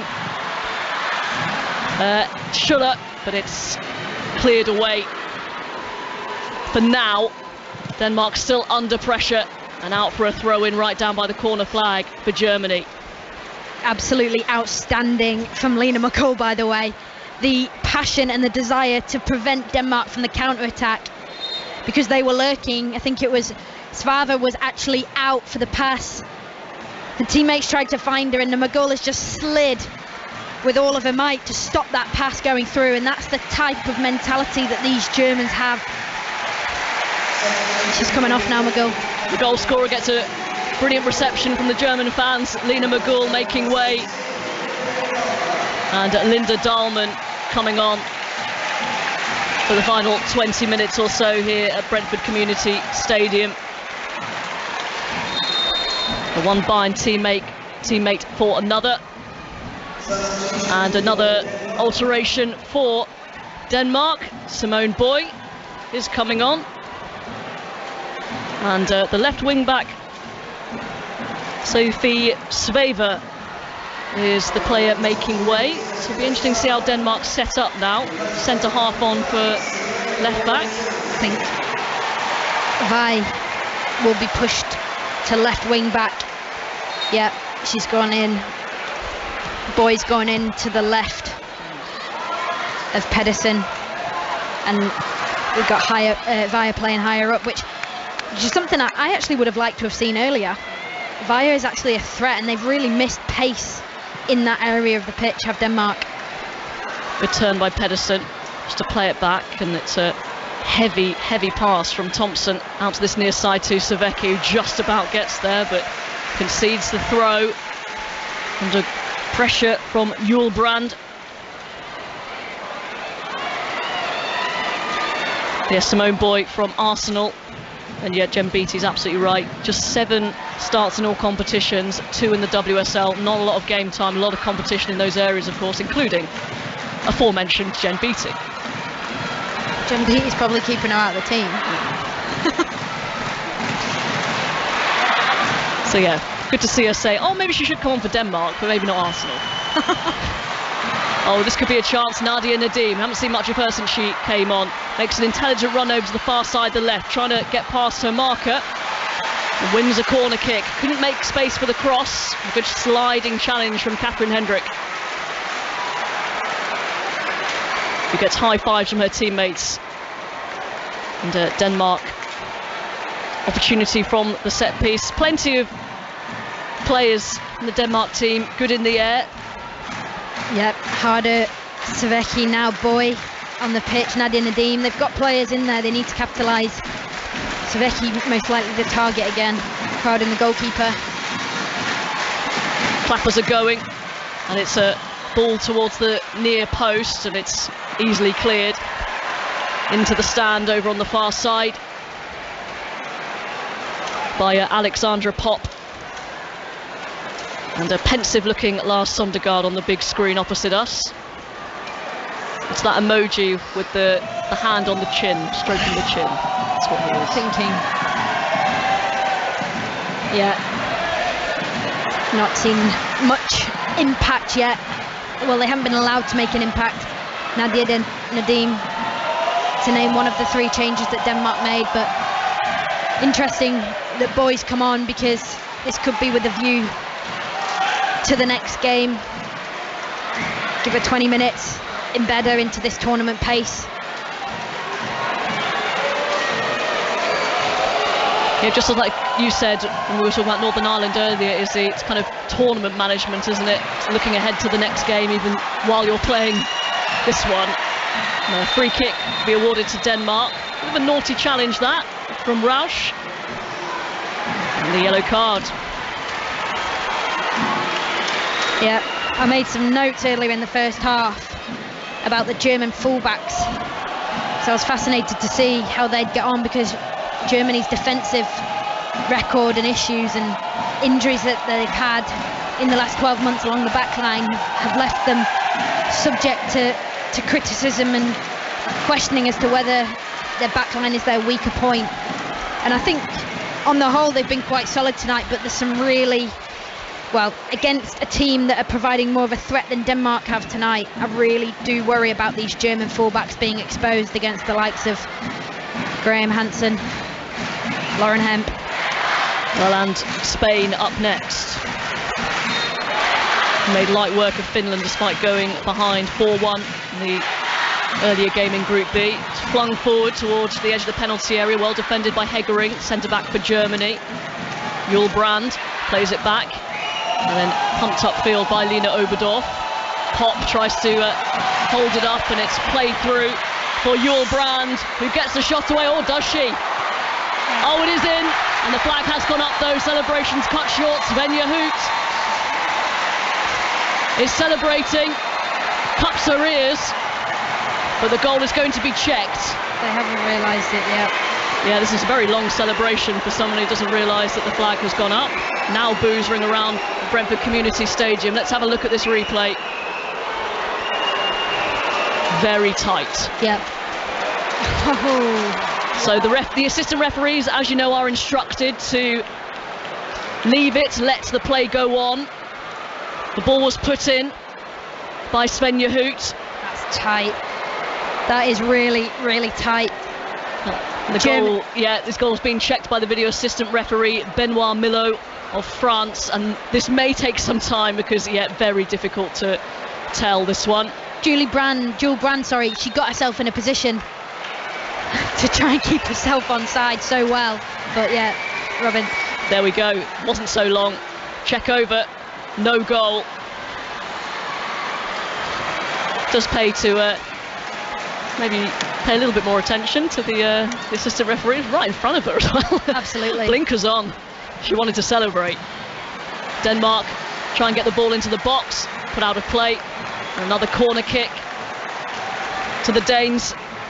Still only 2-0. If they score one of these corner kicks, this could change the whole complexion of this game. Yeah, and that's why I was looking at the Germany bench to their reaction when that goal went to VAR that they've just scored.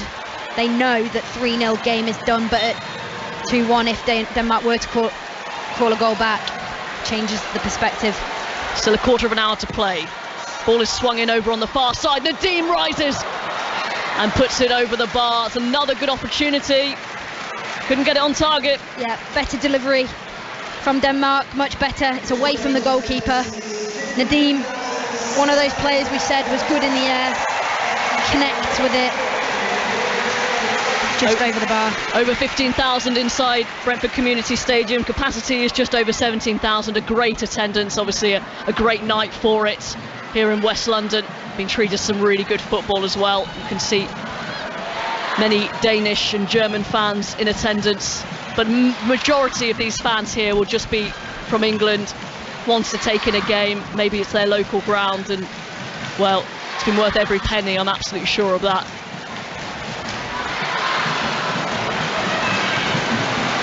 Denmark trying to make something happen here. 2-0 down, but still time to get something from this, although, as we mentioned, on the evidence of this German performance as well as the Danish one, doesn't look on the cards just yet. No, but as you said, Robin, it's been a superb intensity and atmosphere to this game. Fans have created that. This stadium is absolutely beautiful, by the way. I've never been here before. I've never been to this part of London, but looking out at the sky, wow. Anyone who's in London tonight who's listening, I mean, you'll probably be able to understand what we're seeing here, but it's absolutely stunning. And now this is a really, really good occasion. Yeah, great stadium to have this sort of fixture in. Yeah, red sky as the sun is setting over the stand over on the far side. Floodlights are on. And Germany have a free kick, one that Denmark didn't feel was fairly rewarded. Midway inside the Denmark half on this near side, and the bright green boots of Rausch to swing this one in towards the edge of the penalty area, nodded down, and it's another goal for Germany, put away brilliantly by Lena Latvin. Cool, calm, collected from the midfielder, the substitute. It fell to her nicely on the edge of the 6-yard box and she buried it.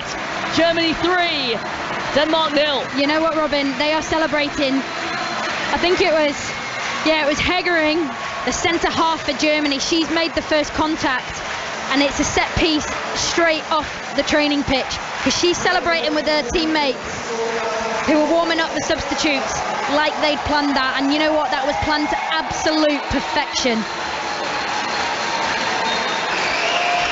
She's headed it down into the path of her teammate and she's absolutely blasted it home, and Denmark could not get near that set piece. The first touch set her up nicely, but I've got to say there was no one anywhere near her, was there? And she, again, like the Magul finish, she was going for pure power and it paid off. Yeah, ruthless, like we were saying earlier, ruthless in front of goal. They make sure that the ball nestles into the back of the net, and that again was another example of it. And that is her first international goal, and a special one it is too. And Denmark being opened up once again. Latvin over to the far side. Hoot cuts inside, well defended by Savecki once again. And Denmark will be able to clear their lines up towards Pernille Harder, who again, frustration, just doesn't find her. She pushes Lena Oberdorf. She is, she's not happy. Some little afters there between Oberdorf and Harder. Harder so frustrated, but you know what? I can't remember who passed her the ball, but Harder was asking for it, and Oberdorf just read it really well. She's played that position so intelligently tonight, Lena Oberdorf, so composed. And as Pernille Harder's had a little nibble at her after that challenge, I can see the German coach on the touchline telling Oberdorf to calm down with her hand gestures. She knows how important she is to this German team. With the manager's hat on, 10 minutes to go, 3-0 up. She's booked. Do you maybe consider taking her off? I think you've answered my own question. Yeah. I would as well, given how good she is. You know, she's obviously going to balance that role between Oberdorf and De Brits, and they do a sort of hybrid role each. She's taken De Brits off, being, don't want to say this, but De Brits being the older of the two. You know, she played a lot of minutes this season for PSG. Take her off for rest, and it's intelligent management. But you know, you'd like to think that this could be a learning curve for Oberdorf. The coach giving her the opportunity to see out the game, but do it intelligently. Don't get yourself sent off. Really big steps in her career, and this is another one. Yul Brand is taken out. I think the referee was playing an advantage there. It was Pernille Harder who was charging round the pitch. Good bull in a china shop. Shot was taken and blocked, but Germany back in possession with the goalkeeper Frooms. And a bit like Mary Earps, when she has had to do something, she's done it well, but has mainly been a spectator during this 81 minutes, this group stage match between Germany and Denmark.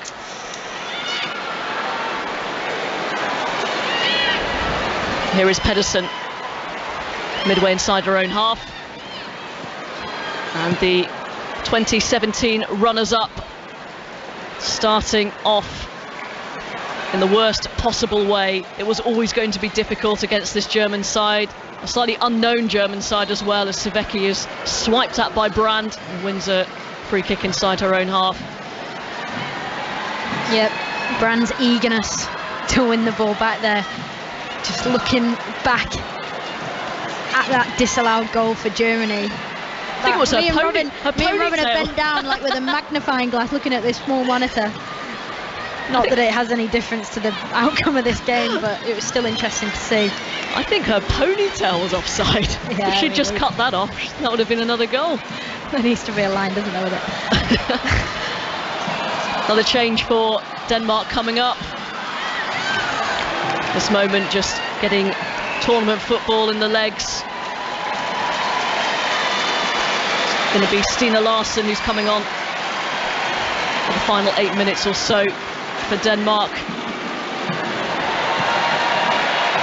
Offside flag has gone up. I think it's worth pointing out as well, Izzy, that there were runners-up in 2017. Only 9 of the squad who appeared in that team in 2017 are in this current squad, and a lot of them are coming back from injury. And also with the pandemic, it was not 4 years ago, it was actually 5 years ago. So a lot has changed, a lot of rotation in all these teams. Yeah, and I think Denmark are a team who haven't benefited from that gap.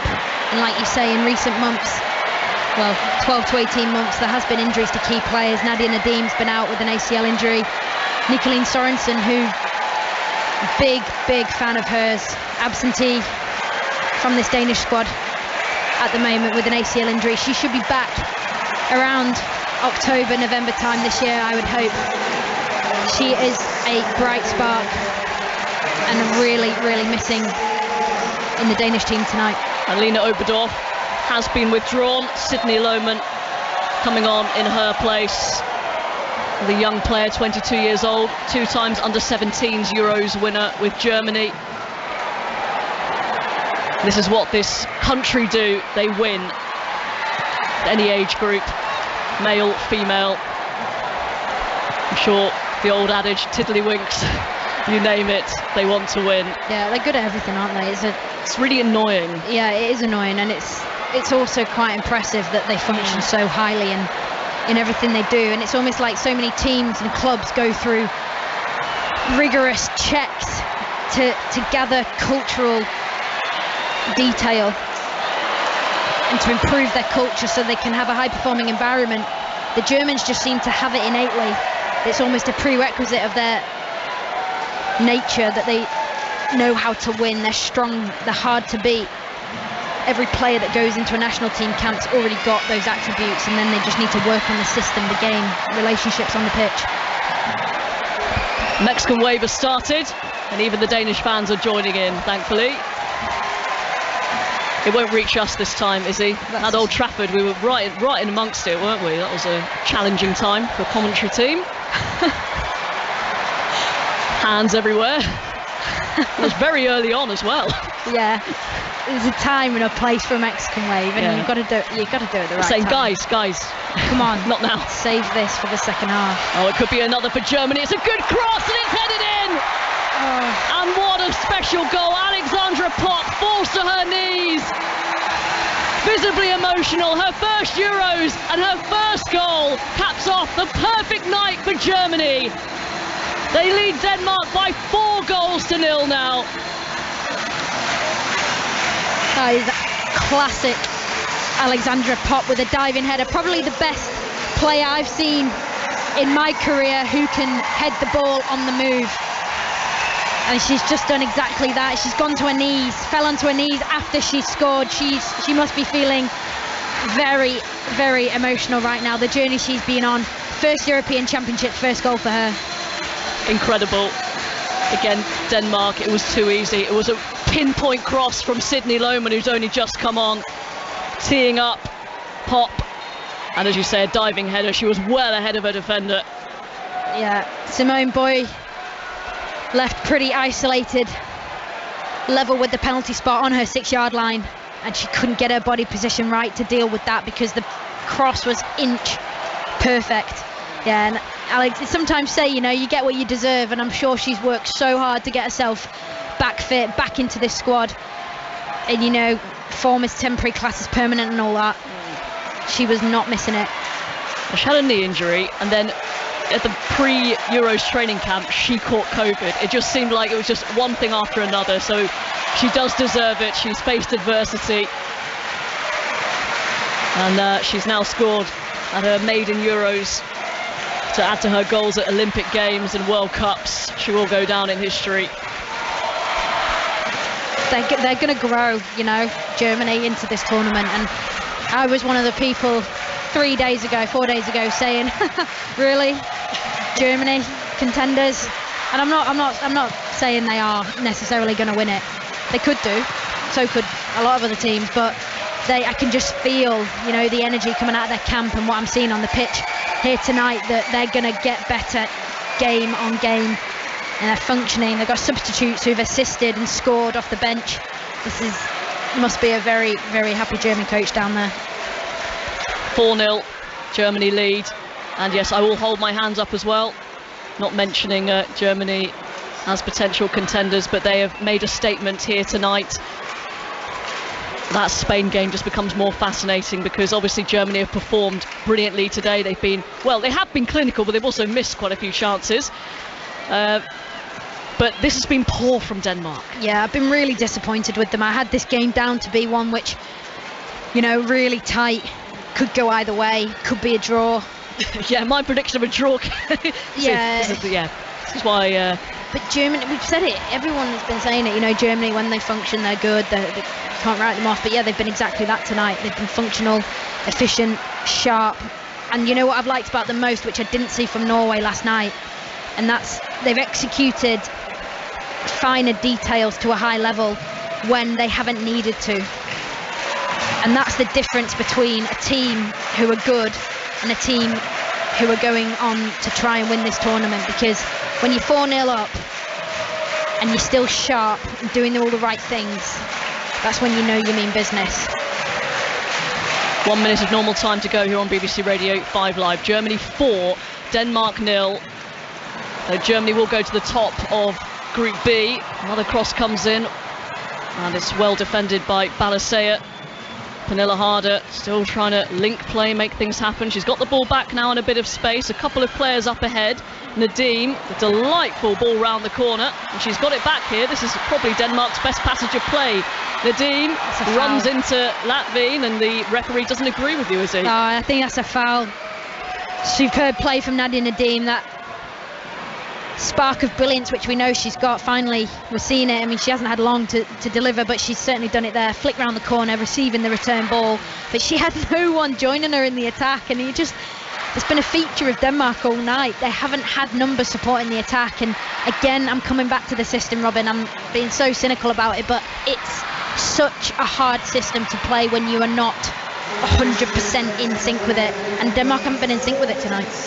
Well, Jen Beattie, also our studio guest today, flagged it up at the beginning of the game that she didn't trust the system, and she's been proved right. 4 minutes of time added on at the end of the game here, and Germany cruising to an opening game win. They are unbeaten in every single group stage game that they competed in at the Euros.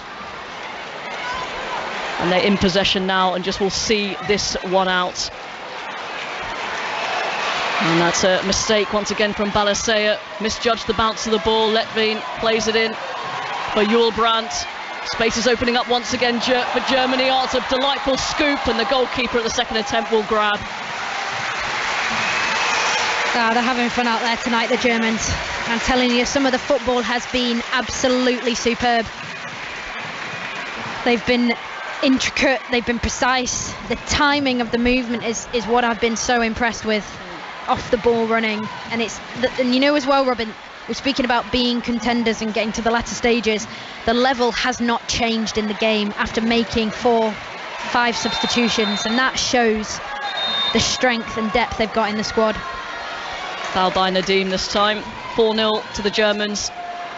We've got a couple of minutes left of stoppage time. Germany 8 times winners. When they won their first European Championships, they were awarded with a tea set each. This time, if they win, 60,000 euros. Now, Izzy, I'm a fan of tea as much as the next person, but I think I'd take the latter. Now, what's your view? Well, you know, I don't even drink tea. Okay, so that makes the choice easier. That actually helps me make the decision. Different times. Well, excellent, and exactly what they deserve, if they will deserve. Plus, just the sheer satisfaction and, you know, whoever wins this tournament at a time when women's football is at its peak, stadiums are sold out and everything that's going on, that's probably the biggest prize. And so, 90 seconds remaining. Germany have a free kick in a good position here. Svenja Hoot over it, as well as Felicitas Rausch, left footer. And Denmark, who have looked well beaten for most of this second half, do not want to concede another. It's Hoot, drifts one into the far post. It's a really good delivery, and Denmark just about get it away. Bit of head tennis going on. Gwyn heads it towards goal and grabbed by Lena Christensen, who bowls it out quickly, and actually the bounce of the ball will favour Harder, who is dragged down very cynically, and another yellow card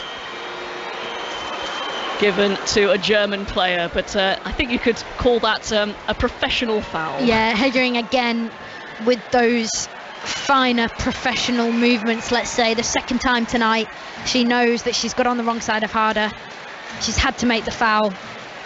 She seems gutted with herself, but she did it, and she didn't actually need to make that foul, if I'm really honest. But yeah, using all of her experience, and she's definitely got a football brain, and like you said, going into that coaching role, she'll be teaching the dark arts to the players that she's going to be coaching. Germany play one down the line, Popp in behind, and goes down under the challenge of Kuhl, and it's another yellow card. Good from Popp. Really good. Gets her body in the right. Oh wow. It's a second yellow for Clara Kuhl, who'd only been on the field for 12 minutes. This is turning into an absolutely disastrous night for Denmark. Was that a yellow card? Well, let's see on the replay. She was definitely wrong side. She had covering defenders, but I think that's spot on. Yeah, it is. Sorry, from my angle I wasn't quite sure, but well, I guess I've got the same angle as you, Robin. But yeah, that is definitely a yellow card. All over. Martina Voss-Tecklenburg, the Germany manager, turns around and applauds the fans, all in white. What a night for Germany, who've laid down a marker in their first game of this tournament. Germany 4, Denmark 0. Disastrous evening for the Danes, who conceded 4 and ended the match with 10 players. What a performance from the 8 times winners. Not sure many people are doubting them now. Full time, Germany 4, Denmark 0. So it's finished at the Brentford Community Stadium. Impressive performance by Germany, who beat Denmark by 4-0. Arsenal and Scotland defender Jem Beattie is alongside me. Robin Cowan and Everton and England midfielder Izzy Christiansen. They were watching the game. And Robin, your thoughts, because that wasn't as tricky as we thought it was going to be for Germany tonight. No, that prediction of a draw from me just shows my credentials. I mean, it was really interesting because the first sort of 5-10 minutes or so, Denmark looked very dangerous, but then pretty much the rest of the game, they were completely overrun.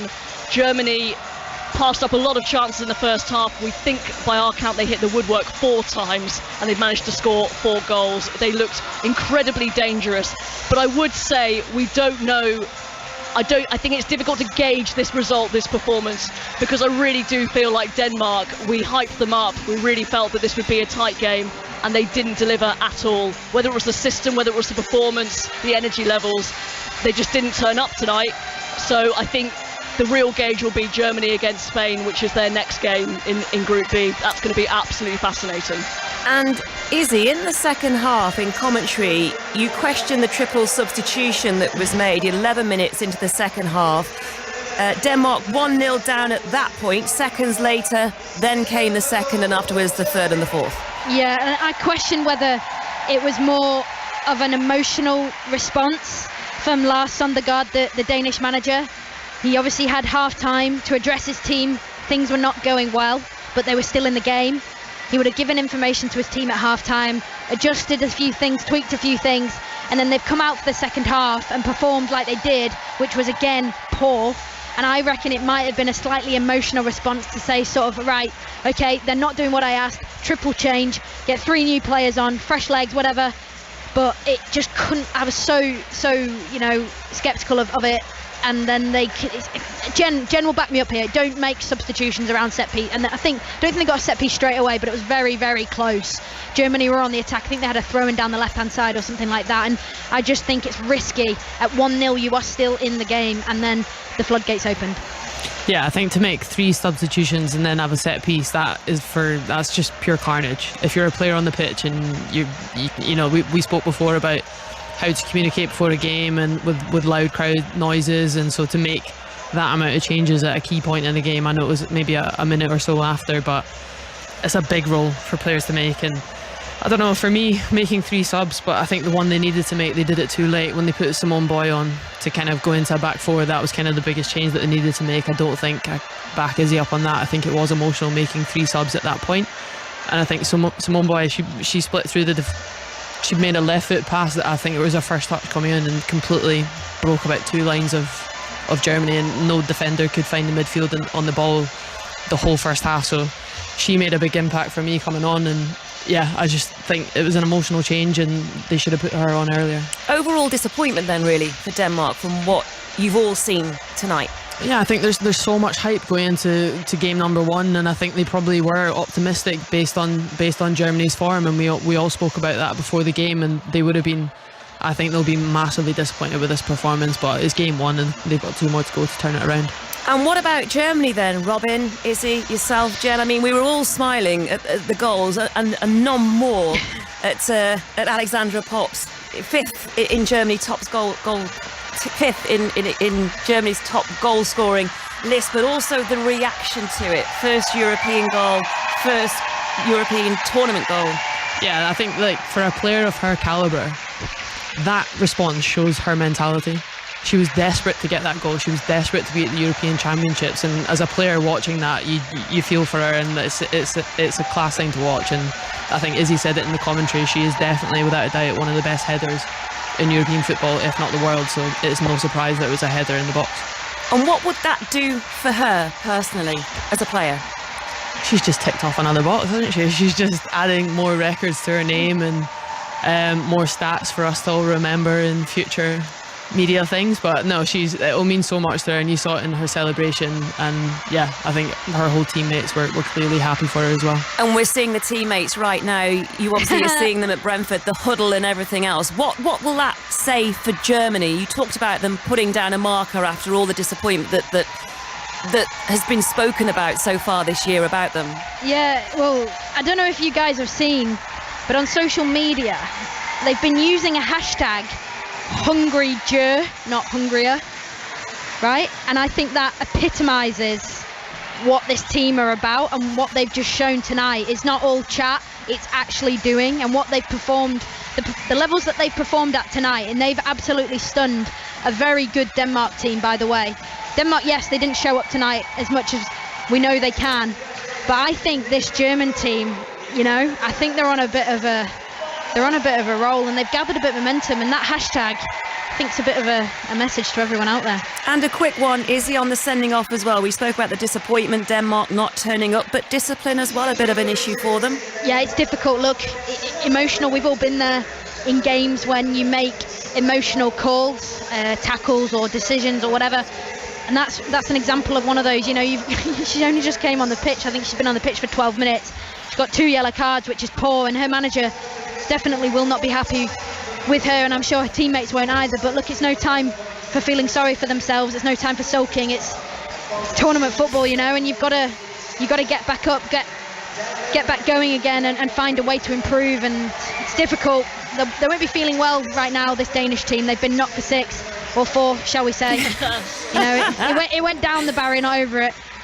Well, Germany will certainly be feeling a lot better. And Robin, they must be up there now amongst the tournament favourites for this one. Yeah, I mean, I think that'll be the knee-jerk reaction, won't it? Because coming into this, we were all kind of doubting it, and and now 4-0, they're going to win it. I mean, I think that's just the nature of football. So no, I think they've not silenced some critics, but I think there was a bit of a question mark over them coming into this tournament because of the loss of Marijan and Leupolz, because of the form coming into this tournament, because of their form in the previous 2 major tournaments, because they went out at the quarterfinals in 2017 to Denmark, and then in 2019 and subsequently missed the Olympics, a competition they absolutely adore. So I think this is the perfect start for them, but it is just a start, and seeing them take that sort of picture, lovely, take it for the moment, but I don't know, it's the first game, it's a great moment, great win, but I don't know, maybe it's had too much, I don't know. It's one of those, isn't it? Like, yeah, listen, what's perceived from the outside isn't what's necessarily happening inside, and you can see they're really together this year.